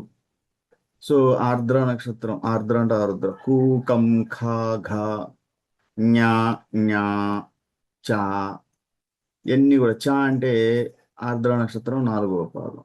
జ్ఞా జ్ఞా ఇవన్నీ మూడవ పాదం. కం ఖ ఘ రెండవ పాదం. పునర్వసు నక్షత్రం మృగశిర రెండవ పాదం. పునర్వసు నక్షత్రం మూడవ పాదం. కే క్షే కో ఖో తద పునర్వసు నాలుగవ పాదం. హీ అంటే పునర్వ నాలుగవ పాదం. పుష్య పుష్య నక్షత్రం. ఓకే. పుష్యమి అంటారా. హూ హే హో ఢా ఇవన్నీ కూడా. హూ అంటే పుష్యమి మొదటి పాదము, హే అంటే రెండవ పాదము, హో అంటే మూడు, ఢా అంటే నాలుగు. ఆశ్లేష అంటారు, ఆశ్లేష అంటారు, ఏం లేదు. ఢీ ఢూ డే ఢో. ఢీ డి అంటే మొదటి పాదం, డు అంటే రెండవ పాదం, డే డో. మఖ మఖ నక్షత్రం, మఘ అంటారు, మఖ అంటారు. మా మీ ము మే. ఓకే. కొత్త పుబ్బ మో టా టీ టూ. మో అంటే మొదటి పాదం, టా రెండవ పాదం, టీ అంటే మూడు, టూ నాలుగవ పాదం. ఉత్తర మొదటి పాదం టే. ఉత్తర మూడవ పాదం అంటే దేనికి వస్తుంది? ఉత్తర రెండవ పాదం అంటే టో వస్తుంది. ఓకే. పా ఫా సి. హస్త పూ షా కే నా ఢా అంటే మొదటి పాదం, రెండవ పాదం, నా మూడవ పాదం, ఢా అంటే నాలుగవ పాదం. చిత్త రెండవ పాదం. సే సో చిత్త రెండవ పాదం. రా శ్రీ రి స్వాతి. రు హృ రే రో ద్రో ద్రౌ అంటే రు హృ మొదటి పాదం, రే అంటే రెండో పాదం, రో ద్రో ద్రౌ. ఈ మీరు ఇట్లా అనుకోవాలి. మూడో పాదం. తా అంటే నాలుగో పాదం. విశాఖ. విశాఖం తి తూ తే. విశాఖ మొదటి పాదం. తో విశాఖ. అనురాధ నాలుగో పాదం. నా నీ ను నే. జ్యేష్ఠ నో యా యా యు ఇలానే చూసుకోవాలి. మూల నక్షత్రం ఏ ఏ యో బా భీ బి. పూర్వాషాఢ నక్షత్రం భూ మొదటి పాదం, ధా రెండవ పాదం, భా భై మూడవ పాదం, ఢా నాలుగవ పాదం. ఉత్తరాషాఢ మొదటి పాదం బే. ఓకే. ఉత్తరాషాఢ మూడవ పాదం బో జా జీ. ఇక్కడ ఎక్కడైతే ఈ మూడవ పాదం రాశారో ఈ బో జా జీ అన్ని మూడవ పాదంకి వస్తాయి. ఈ పైన చూడొద్దు ఇంకా. ఉత్తరాషాఢ మూడో పాదం అంటే బో జా జీ జీ. శ్రవణం బి జు జే జో ఖ. ధనిష్ట రెండవ పాదం అన్నప్పుడు ధనిష్ట రెండవ పాదం ఎన్ని గా గి ఎన్ని వస్తాయి. ధనిష్ట రెండవ పాదం గు గే గు గే. శతభిష నక్షత్రం, పూర్వాభాద్ర నక్షత్రం. సో అభిజిత్ నక్షత్రానికి ఏమి లేదు. మీకు చెప్పాను 28 నక్షత్రాలు అంటే అభిజిత్ నక్షత్రం లెక్క చేయరు, అందుకని 20 దాకా అయిపోతాయి అన్నమాట. ఉత్తరాషాఢ తర్వాత అభిజిత్తుని లెక్కించాలి. గణముల విషయమున శుభగ్రహములు దేవమండలం ముందుండగా చేసిన కార్యములు జయప్రదమగును. మనుష్య రాక్షస మండలం ముందుండ ఇవన్నీ ఏంటంటే సరే, ఇవన్నీ మీకు ఎవరికైతే కరెక్ట్ డేట్ ఆఫ్ బర్త్ తెలియదో, ఎవరికైతే డేట్ తెలియదు, టైం తెలియదు వాళ్ళకి. నా డేట్ కరెక్ట్గా లేదు, ఏదో రాశారు స్కూల్లో, కాబట్టి నాది వాసు పేరు శ్రీనివాస్ అనేది అసలు శ్రీను అనేది ఎవరికి తెలియదు, వాసు తెలుసు. సో చిన్నతనం నుంచి వాసు. ఆర్మీలో వాసు లేదు, అక్కడ ఎంఎస్ రావు సాబ్ అనేవాళ్ళు. ఇక్కడ బయటకు వచ్చినాక వాసు, కాబట్టి వాసు. ప్రజెంట్ ఏంటి నాన్న రోహిణి రెండవ పాదం. ఓకే. వృషభ రాశి రెండవ పాదం గుర్తుపెట్టుకోవాలి మీరు. నేను కూడా గుర్తుపెట్టుకోవాల్సి వస్తుంది ఎప్పుడైనా అవసరం వచ్చినప్పుడు. సో ఈరోజు ఇంతవరకు క్లాస్ క్లోజ్ చేద్దాం. చాలా విషయాలు మనం చదివాము. మనకి ఇంపార్టెంట్ చదువుకుంటా వచ్చాను నేను. అంటే రాశి కారకత్వాలు, గ్రహ కారకత్వాలు, భావకారకత్వాలు మీకు చెప్పేటప్పుడు జ్యోతిష్యంలో ఎన్ని మీరు మైండ్లో పెట్టుకొని చెప్పాల్సి వస్తుంది అనమాట.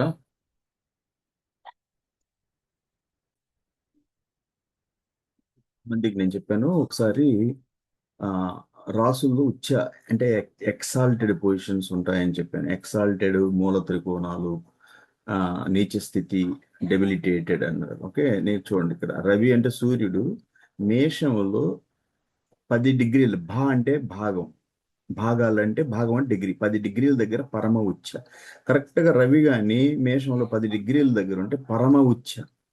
జనరల్గా ఉచ్చ అంటే కరెక్ట్గా ఆ డిగ్రీల దగ్గర అయితే పరమ ఉచ్చ, లేదు అంటే ఉచ్చ స్థితి రవికి, సూర్యుడికి. సో వృషభం వచ్చేసి సూర్యుడికి శత్రుక్షేత్రం, మిథునం సమము, కర్కాటకం సమక్షేత్రం. సమం అంటే జనరల్గా మిత్రక్షేత్రం అండి. స్వక్షేత్రం వచ్చి రవికి స్వక్షేత్రం సింహరాశి, మూల త్రికోణం. అక్కడ మూల త్రికోణం అంటే మంచి డిగ్రీలు అంటారు. ఓకే. కన్యలో చివరి 15 భాగాలు మూల త్రికోణాలు. చివరి 15 భాగాలు, లాస్ట్ 15 డిగ్రీల నుంచి 30 డిగ్రీల మూల త్రికోణం. చంద్రుడికి సొంత రాశి ఏంటిది? చంద్రుడు ఎక్కడ ఉచ్చ స్థితి పొందుతాడు అంటే వృషభంలో ఉచ్చ. 3 భాగాలు, 3 డిగ్రీల దగ్గర పరమ ఉచ్చ అనమాట. 3 డిగ్రీల దగ్గర మూల త్రికోణం, ఉచ్చ మామూలుగా ఉచ్చ అనమాట. ఓకే. 3 డిగ్రీల దగ్గర మూల త్రికోణం. ఇట్లా ఎన్ని చాలా ఉంటాయి. కుజుడికి ఉచ్చ స్థితి ఎక్కడ వస్తుంది? కుజుడికి ఉచ్చ అంటే మకరం. మకరంలో మేషం స్వక్షేత్రం.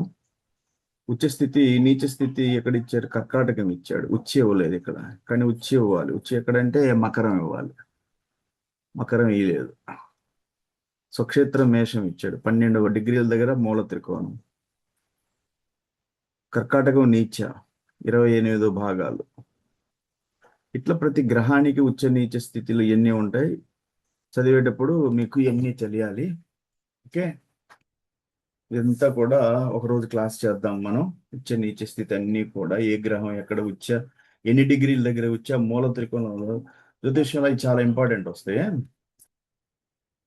తత్కాల మిత్ర సమగ్రహ, ప్రతి గ్రహానికి ఉంటాయి అన్నమాట.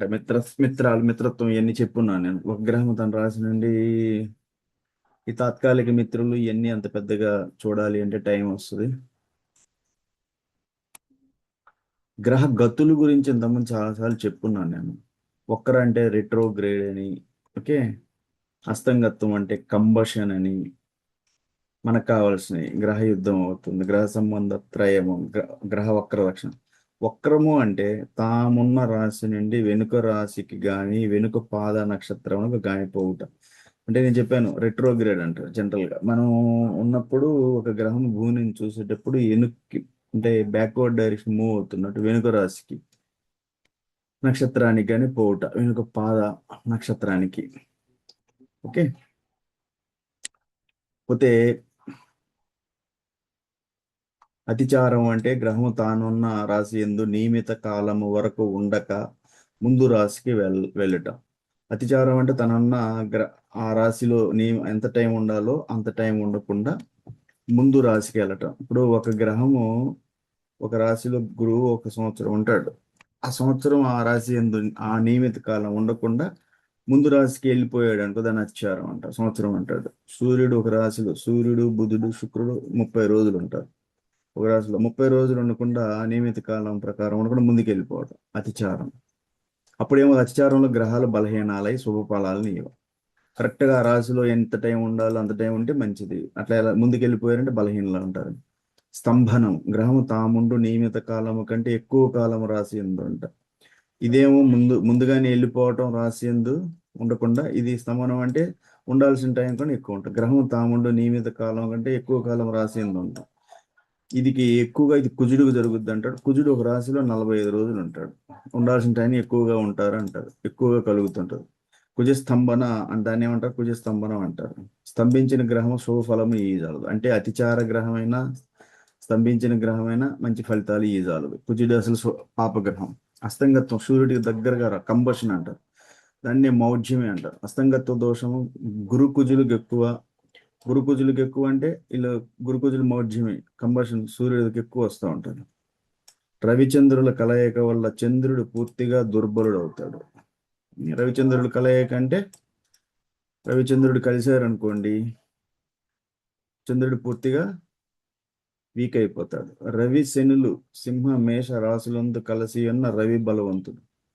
ఒకవేళ రవి శని సింహ మేషరాశి అందు కలిసి ఉన్నాడంటే రవి బలవంతుడు. రవి శనులు మకర కుంభ తులాలందున్న శని బలవంతుడు. ఇతర రాశుల్లో కలిసి ఉన్న అంటే ఇవన్నీ ఏంటంటే రవి శనులు కంజంక్షన్ అంటారు, యుతి అని అంటారు, ఒక్కసారి కలిసి ఉండటం. ఓకే, ఇతర రాశుల్లో కలిసి ఉన్న ఏ రాశి ఎవరికి మిత్రశ వారికి బలం కలుగును. రవి కుజుల కలయిక వల్ల ఇద్దరు ఒకే పాదం ముందున్న కుజుడు కొంతవరకు యోగించు.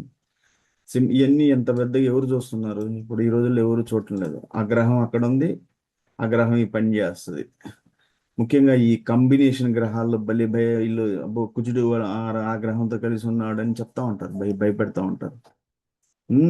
సింహ లగ్నానికి 4-9 స్థానములకు ఆధిపత్యం, కటకమునకు 5-10 స్థానం ఆధిపత్యం. కుజుడు రవితో కలిసి ఉన్నప్పుడు యోగించును. కుజ రవులు కలిసి ఉన్నారనుకోండి, ఎక్కడ కలిసి ఉంటే అస్తంగత దోషం గురుకుజులు ఎక్కువ. రవిచంద్రుల కలయిక వల్ల చంద్రుడు పూర్తిగా దుర్బలుడవును. రవిశనులు సింహ మేషరాశి కలిసి రవి బలవంతుడు. రవిశనులు మకర కుంభ తులాలందున్న శని బలవంతుడు. ఇతర రాశుల్లో కలిసి ఉన్న ఏ రాశి ఎవరికి మిత్రక్షేత్రం వారికి బలం కలుగును. రవి కుజుల కలయిక వల్ల ఇద్దరు ఒకే పాదమందున్న కుజుడు కొంతవరకు యోగించను. మరియు సింహ లగ్నమునకు 4-9 స్థానాలకి ఆధిపత్యమును, కటకమునకు 5-10 స్థానములకు ఆధిపత్యమును కుజుడు రవితో కలిసి ఉన్నప్పుడు యోగించు. ఇక రవి శుక్రుడు కలిసి ఉన్నప్పుడు శుక్రునికి అస్తంగ తత్వ దోషం తక్కువ. రవి శుక్రులు కలిసి ఉన్నారు, రవి శుక్రుడు కలిసి ఉన్నప్పుడు వీళ్ళు శుక్రమౌఢ్యం అని చెప్పేస్తా ఉంటారు. అంటే శుక్రుడు రవికి దగ్గరగా వచ్చాడు, కంబషన్ అయింది, శుక్రమౌఢ్యమని మొన్న కూడా చెప్పారనమాట. కానీ అస్తంగత దోషం ఉండదని చెప్తామంటే పెళ్లిళ్ళు చేయకుండా ఆపేశారు. మనం ఇంత క్లియర్గా చెప్తున్నారు. రవి శుక్రులు కలిశారు, కలవటం అంటే ఒకే రాశిలో దగ్గరగా వచ్చారు, కంబషన్. శుక్రుడికి అస్తంగత తత్వ దోషం తక్కువ. మరి ఎందుకు శుక్రమౌఢ్యం అని మీరు చేస్తూ ఉంటారు? వారిరువురు శత్రువులు అవడం వలన శుక్రుడు కొంతవరకు యోగించు. రవి శుక్రుడు శత్రువులు కాబట్టి శుక్రుడు కొంతవరకు యోగిస్తాడు. రవి బుధులు కలిసి ఉన్న బుధుడు బాగా యోగించు. అంటే రవికి బుధుడు దగ్గరగా వస్తే బుధుడు బాగా యోగిస్తే బుధునకు అస్తంగత దోషం అసలు లేదు.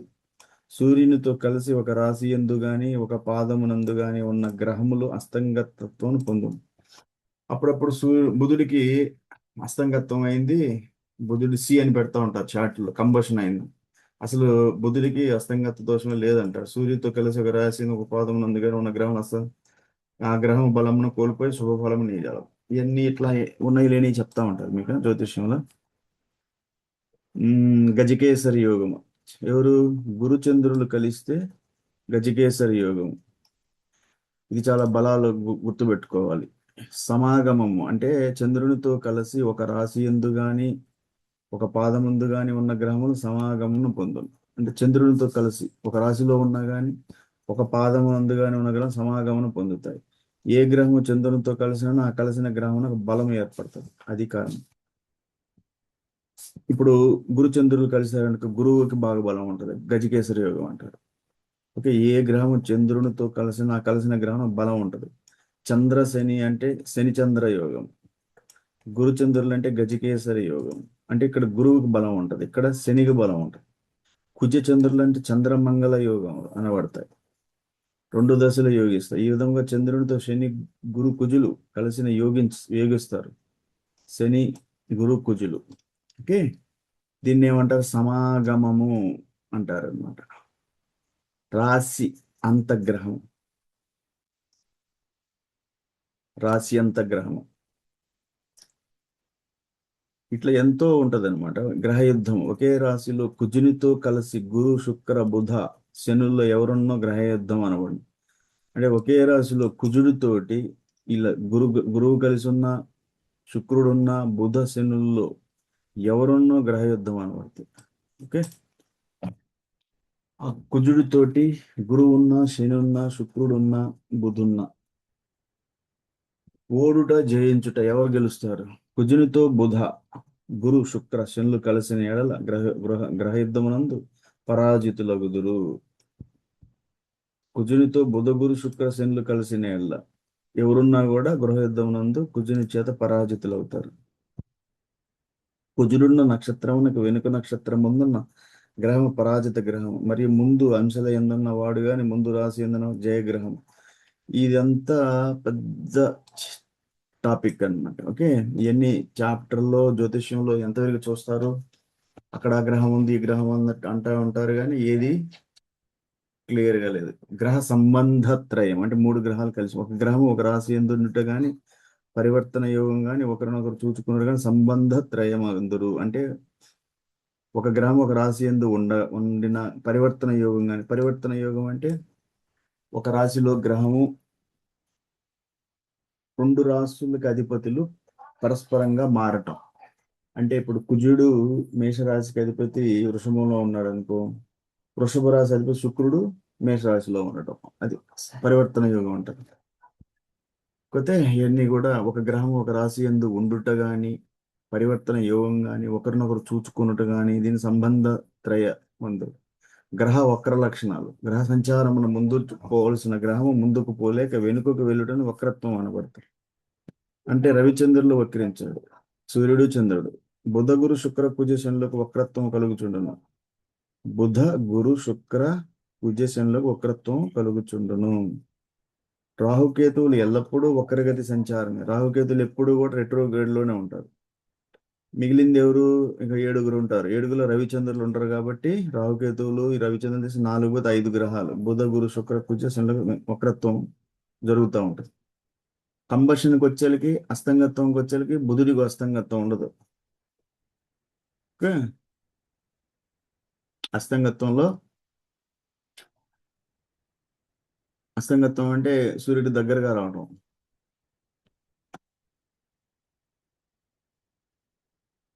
గురు కుజుడికి ఎక్కువ అస్తంగత్వం అంటే కంబషన్, అంటే సూర్యుడికి దగ్గరగా రావడం.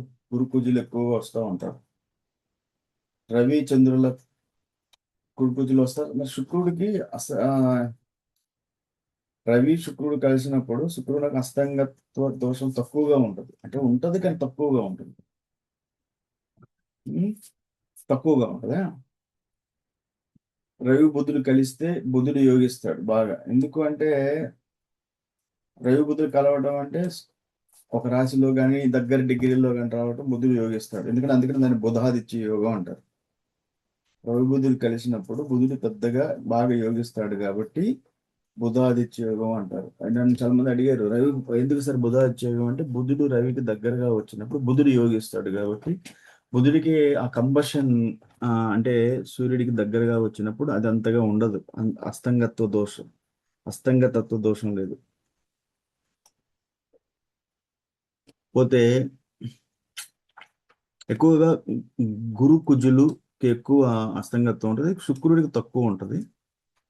ఓకే, బుధుడికి వచ్చినప్పుడు బుధుడికి బుధాదిత్య యోగం కింద వస్తాడు. ఈ చాలా ఇంపార్టెంట్. గజకేసరి యోగాలు, గురు ఏ గ్రహాలు అయితే చంద్రుడి దగ్గరకు వస్తాయో, శని చంద్ర యోగం, మంగళ యోగం, చంద్రమంగళ, ఇవన్నీ గ్రహ యుద్ధము. ఒక కుజుడితో కలిసి ఉన్నప్పుడు కుజుడు గెలుస్తాడు. శుక్ర బుధ శనులు ఎవరున్నానో. వక్ర లక్షణాలు, గ్రహ సంచారం ముందు ఇది చెప్పాను, రెట్రోగ్రేడ్. బుధ గురు శుక్ర కుజ శనులకు వక్రత్వం కలుగుతుంది. రాహుకేతువులు ఎల్లప్పుడూ వక్రగతి సంచారమే. వక్రము, అణువక్రము, కుటిలము, అతి కుటిలము, మందము, మందతరము, శీఘ్రము, శీఘ్రతరము, చక్రమందు గలవు. చాలా అంటే వక్రగతిని చాలా రకాలుగా చెప్పారు ఈయన.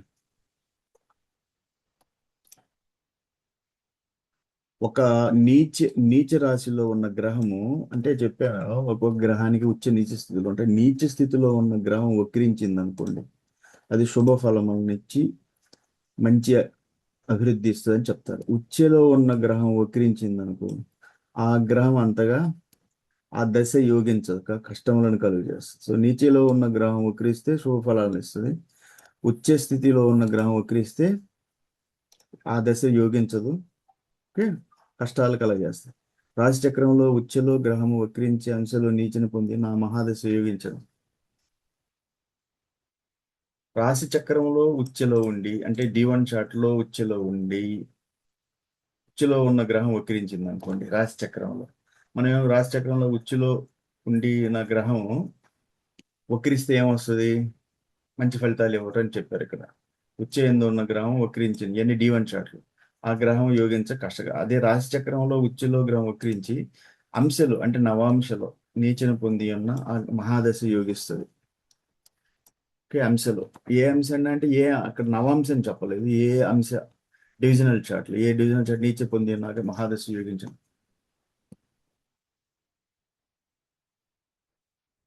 ఇట్లా చాలా ఉన్నాయి ఇవన్నీ కూడా.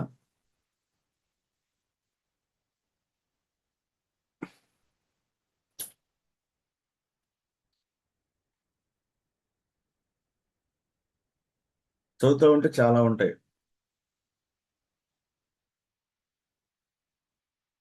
గ్రహములకు మూల త్రికోణాలు. రవికి సింహరాశి ఎందు 20 భాగాలు మూల త్రికోణం. మూల త్రికోణం డిగ్రీలు అంటే చాలా బెస్ట్ డిగ్రీలు అంటారు. రవికి 20 భాగాలు. చంద్రుడికి వృషభం ఉచ్చ స్థితి, కానీ ఎక్కడ 3 డిగ్రీలే ఉచ్చ, మిగిలిన తక్కినవి కూడా మూల త్రికోణాలు. అంటే మూల త్రికోణం మంచి డిగ్రీలు అని. కుజుడికి మేషం సొంత క్షేత్రం. 12 భాగాల వరకు మూల త్రికోణం, తక్కిన 18 భాగాలు స్వక్షేత్రం. మేషం ఎప్పుడైతే స్వక్షేత్రం అంటారో 18 భాగాలు అంటే 12 డిగ్రీ దాకా మూల త్రికోణం. బుధుడికి కన్య 15 భాగాలు ఉచ్చ. బుధుడికి ఉచ్చ స్థితి కన్య సొంత క్షేత్రం. తర్వాత 5 భాగాలు మూల త్రికోణం, 10 భాగాలు సొంత క్షేత్రం. గురువుకు ధనస్సు సొంత క్షేత్రం, 10 భాగాలు మూల త్రికోణం, 20 భాగాలు స్వక్షేత్రం. 20 భాగాలు అంటే 20 డిగ్రీలు నుంచి 30 డిగ్రీ 11 డిగ్రీల నుంచి 30 డిగ్రీల దాకా. శుక్రుడికి తుల 15 భాగాలు మూల త్రికోణం. మూల త్రికోణం డిగ్రీలు అంటే మంచి డిగ్రీలు అని. 15 భాగాలు స్వక్షేత్రం అంటే 16 డిగ్రీల నుంచి 30 డిగ్రీల స్వక్షేత్రం. ఇట్లా కేతుకి కన్య కుంభలు మూల త్రికోణం అని కొందరు, రాహుకి సింహం మూల త్రికోణం అని. మూల త్రికోణాల్లో గ్రహాలకు బలం ఎక్కువగా ఉంటుంది. ఇది మీరు అదే చెప్తా ఉన్నారు, మూల త్రికోణంలో బలాలు ఎక్కువ ఉంటాయి, డిగ్రీలు చూడరు. దాని పలానా రాశిలో ఈ గ్రహం ఇలా చేస్తుంది అలా చేస్తుంది అంటుంటారు. అక్కడ మూల త్రికోణాలు ఉచ్చ స్థితి నీచ ఇవన్నీ అని చూడరు. శనికి కుంభరాశి ఎందు, బుధునికి కన్య ఎందు, ఎందుకంటే బుధుడికి కన్య ఎందు ఉచ్చ రాశి. రవికి సింహం అందు, ఓకే, సొంత క్షేత్రం. అధిక బలము కలవారగురు. గ్రహ బలాలు ఫలాలు. గ్రహ బలాల్లో సొంత క్షేత్రాలు ఉచ్చ గ్రహాలు అంటే సొంత క్షేత్రంలో ఉంటే బలం, ఉచ్చ క్షేత్రంలో ఉంటే అధిక బలం ఉంటాయి. మూల త్రికోణాలు స్వక్షేత్రాల్లో ఉంటే మధ్యమ బలం కలవి.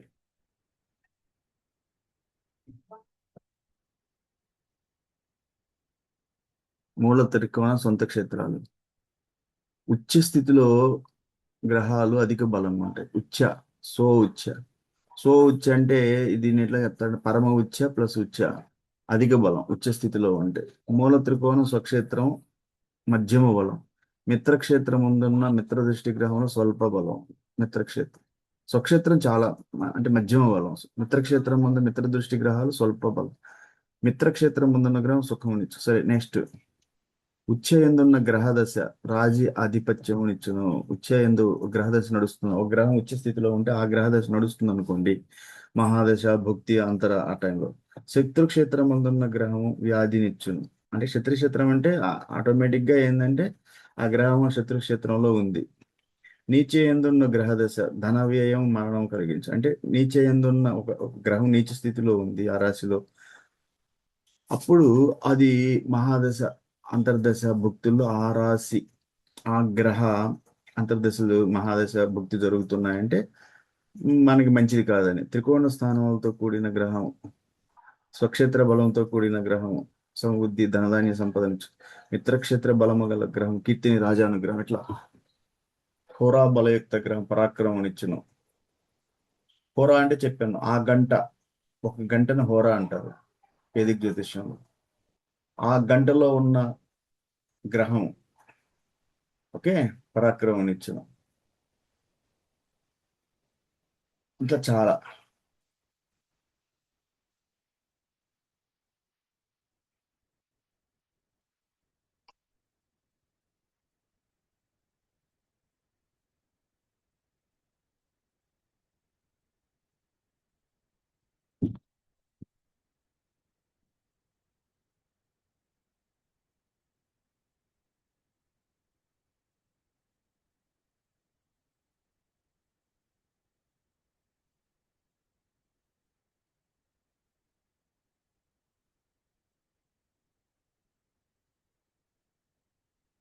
ఇవన్నీ కూడా ఏం చూడకుండా ఈ రోజుల్లో జ్యోతిష్యం జరుగుతూ ఉంది, చెప్తా ఉన్నారు.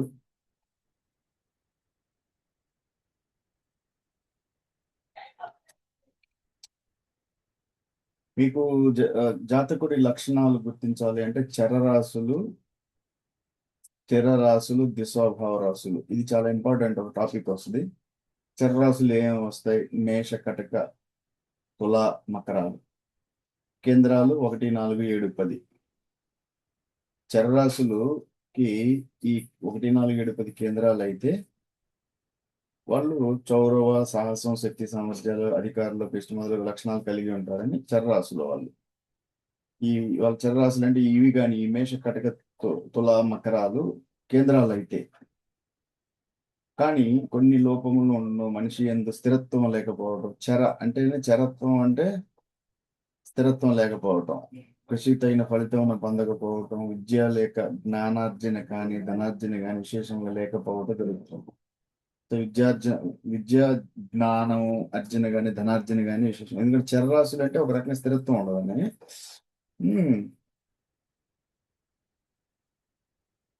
చరరాశులు అంటే ఫిక్స్డ్ స్టెబిలిటీ అంటారు. వృషభము, సింహము, వృశ్చిక, కుంభరాశులు ఇవి కేంద్రాలు 1, 4, 7, 10 అయినచ్చు. వీళ్ళకి జనరల్ స్థిర రాశులు పట్టుదల, స్థిరంగా ఉంటారు. లక్ష్య కార్య సాధన అంటే చంచలత్వం అనమాట. ఓర్పు, నేర్పు, దీక్ష, జ్ఞాపక శక్తి మొదలు కలిగి ఉంటారని అర్థం. మరియు ఒకరితో ఇమిడి ఉండలేక పోవటం, మొండితనం, నూతన పద్ధతిని ప్రవేశపెట్టలేక కూడా జరుగుతుంటారు. అంటే ఫిక్స్డ్ గా ఉంటారు, ఇది ఫిక్స్డ్ మెంటాలిటీ. కాబట్టి వీళ్ళు ఏం చేస్తారు, ఒకరితో ఇమడలేరు, మొండితనం, నూతన పద్ధతులకి ఇష్టపడరు. ఎందుకంటే ఫిక్స్డ్ మెంటాలిటీ అనమాట, నూతనత్వం ఉండదు. వీళ్ళేమో స్థిరత్వం ఉండదు చరరాశుల. అందుకని వీళ్ళకి ఈ స్థిరత్వం లేకపోవడం వల్ల కృషికి తగిన ఫలితం ఉండదు. విద్య లేక జ్ఞానార్జన అంటే జ్ఞానార్జన ఉండదు. ధనార్జన కూడా అంతగా కష్టపడుతూ ఉంటారు కానీ పెద్దగా ఉండదని అర్థం. కృషికి తగిన ఫలితం ఉండదు, కానీ అధికారులకి ఇష్టం అవుతుంది లక్షణాలు. ఓకే, స్థిర రాశులు చెప్పాను. ద్విస్వభావ రాశులు 2 లక్షణాలు కలిసి ఉంటాయి. ద్విస్వభావ రాశులు అంటే మిథునం, ఓకే, కన్య, ధను, మేనం. ఇలా ఏమవుద్దంటే కేంద్రములైన పరిశీలన శక్తి ఎక్కువ. కేంద్రాలు అనుకోండి, ఇప్పుడు ధను, ధను ధను 7 కింద వచ్చింది అనుకోండి. మిథునం 1 ఎవరికైనా లగ్నంలో పడింది, 1 మిథునం 1, 4 కేంద్రాలు అయినాయి అంటే ఈ రాసులు ఎక్కడైనా మీకు కేంద్రాల్లో 1, 4, 7, 10 కింద వస్తే ఓకే పరిశీలన శక్తి వీళ్ళకి ఎక్కువ ఉంటుంది. అనేక విద్యల యందు వీళ్ళు నేర్పుగా టాలెంటెడ్ వర్సటైల్ స్కిల్ఫుల్ గా ఉంటారు. ముఖ్యమైన విషయంలో సందేహించటం మొదల లక్షణాలు కలవాలి. ముఖ్యమైన విషయంలో కొంచెం గుంజాటను పడటం అంటే సందేహిస్తూ ఉంటారు అనమాట.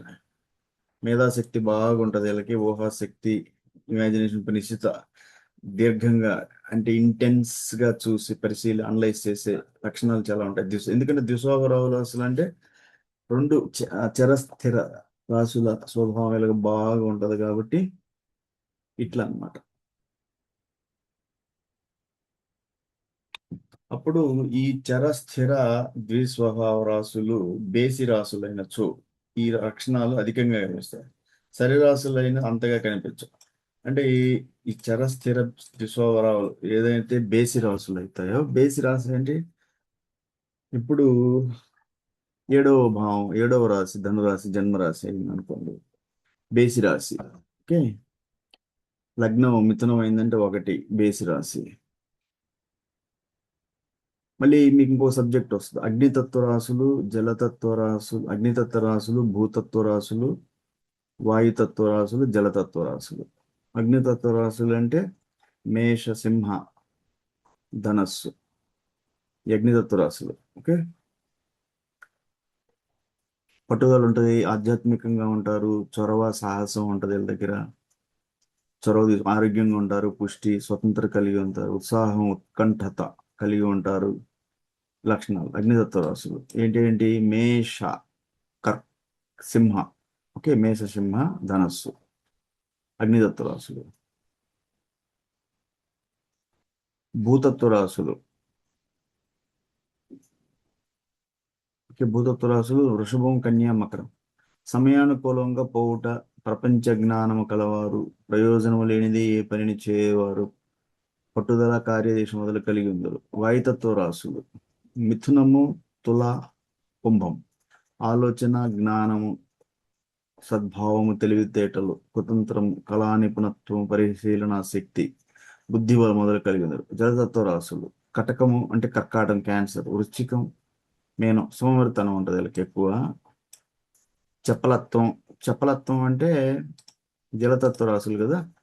చపలత్వం, అస్థిరత్వం, స్టెబిలిటీ ఉండదు వీళ్ళ దగ్గర. ఆవేశపూరిత తత్వం, మానసిక ప్రవృత్తిని కోల్పోతూ ఉంటారు వీళ్ళు.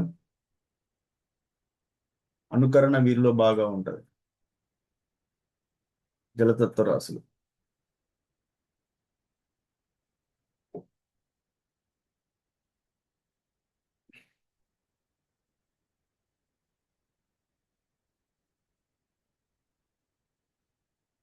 సరే, విష్ణు స్థానాలు అంటే 1, 4, 7, 10 కేంద్ర స్థానాలు అంటే కోణ స్థానాలు అంటే 1, 5, 9 లక్ష్మీ స్థానాలు అంటారు. 1, 4, 7, 10 విష్ణు స్థానాలు. లగ్న కేంద్రాలు వచ్చి వాసుదేవ స్థానం, లగ్న కేంద్రం, లగ్నం. ఓకే,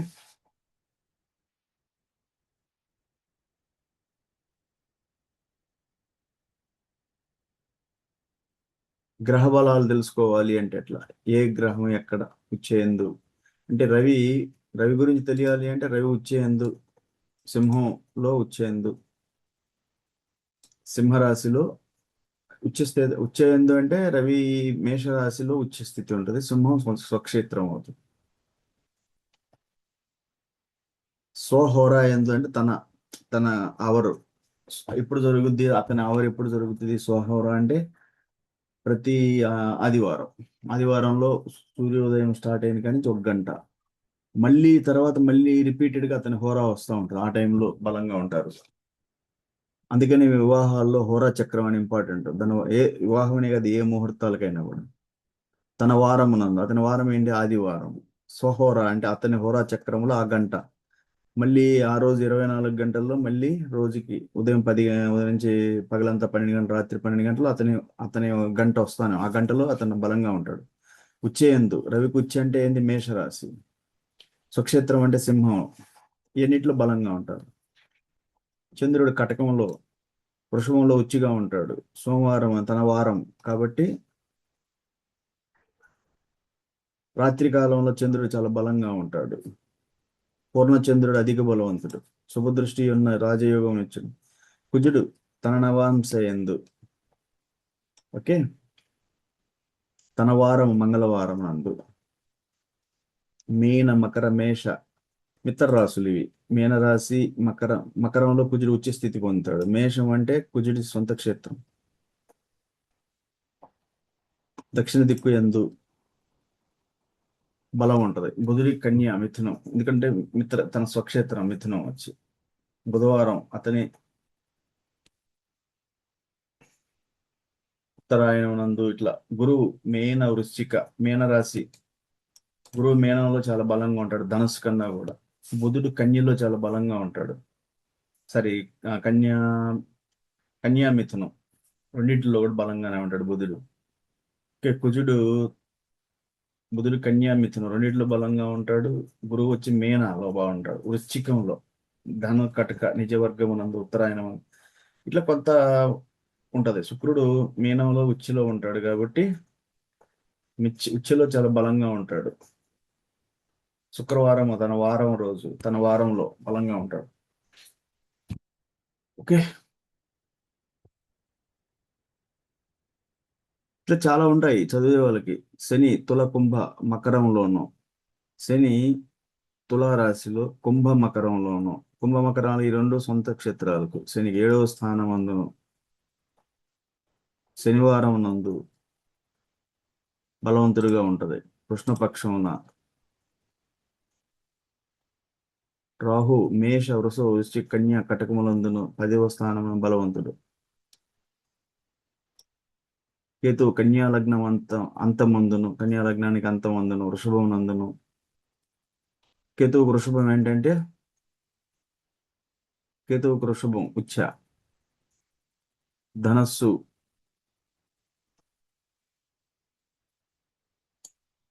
ఇట్లా చదువుతా పోతే ఇందులో ఎంతో ఉందన్నమాట.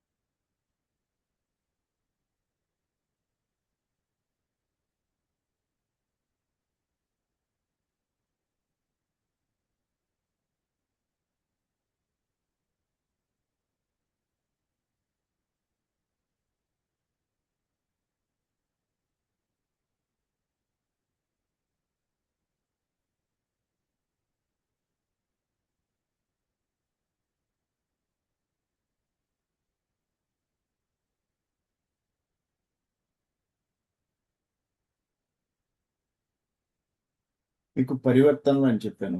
పరివర్తనలు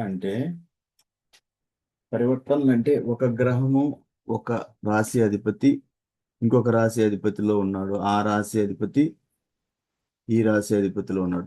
ట్రాన్స్ఫార్మేషన్ అంటారు, పరివర్తన. ఒక రాశి అధిపతి ఓల మేషం ఉంది, పక్కన వృషభం ఉంది. మేషం అధిపతి ఎవరు? కుజుడు వృషభంలో ఉన్నాడు, వృషభ అధిపతి శుక్రుడు మేషంలో. ఇది పరివర్తన అంటారు. పక్క పక్క 1, 2 అధిపతులు పరివర్తన కలిగితే మంచిదే అని కుటుంబ సభ్యులు. 1, 3 అధిపతులు పరివర్తన కలిగితే అన్యోన్యత, తల్లితో బంధువులు సఖ్యత ఉండవు. 1, 4 పరివర్తన చెందితే, 1, 5 తోటి, 1, 6 శత్రువులతో రాజీ సఖ్యత కలిగి వ్యవహరిస్తారు. 1, 7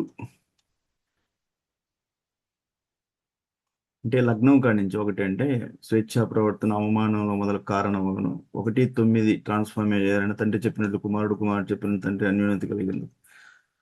గురువు చెప్పిన వింటారు. 1, 10 ఉద్యోగంలో అధికారములతో అన్యోన్యత ఏర్పడి ఒకరు చెప్పినట్లు మరొకరు. 1, 11 సోదరుల తోడను ఇతరుల తోడను సఖ్యత కలుగుతుంది. అనారోగ్యము మరియు ఇట్లా 2, 3 ట్రాన్స్ఫార్మేషన్ అయితే ఏంటిది? 3తో మళ్ళీ ఇట్లా 2, 12.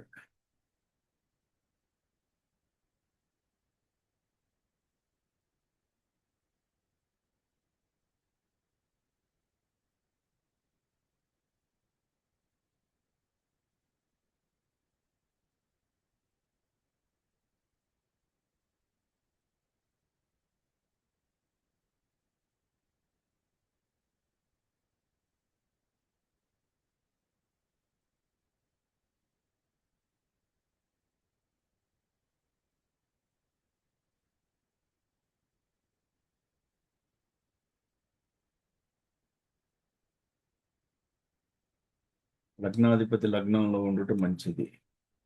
అందు ఉచ్చగ్రహం ఉన్న ఆ వ్యక్తి ఎట్టి వాడని స్వయం కృషి వలన అభివృద్ధిలోనికి వచ్చును. లగ్నంలో 3 శుభగ్రహములున్న సామాన్యుడైనను కోటీశ్వరుడై భోగభాగ్యములను అనుభవించును.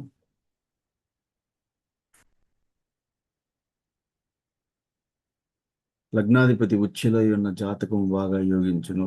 ఒక మకర లగ్నము కాక మరే లగ్నమునకైనను లగ్నములో గురుడు ఉండిన పరోపకారి. ఇట్లా చాలా ఉన్నాయా? జన్మ లగ్నము మేష లగ్నంలో రవి కుజులు కలిసి ఉన్నారు. ఓకే.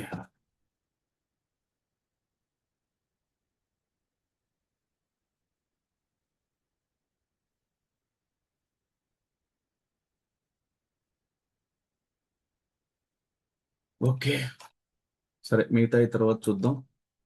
సరే, జై హింద్.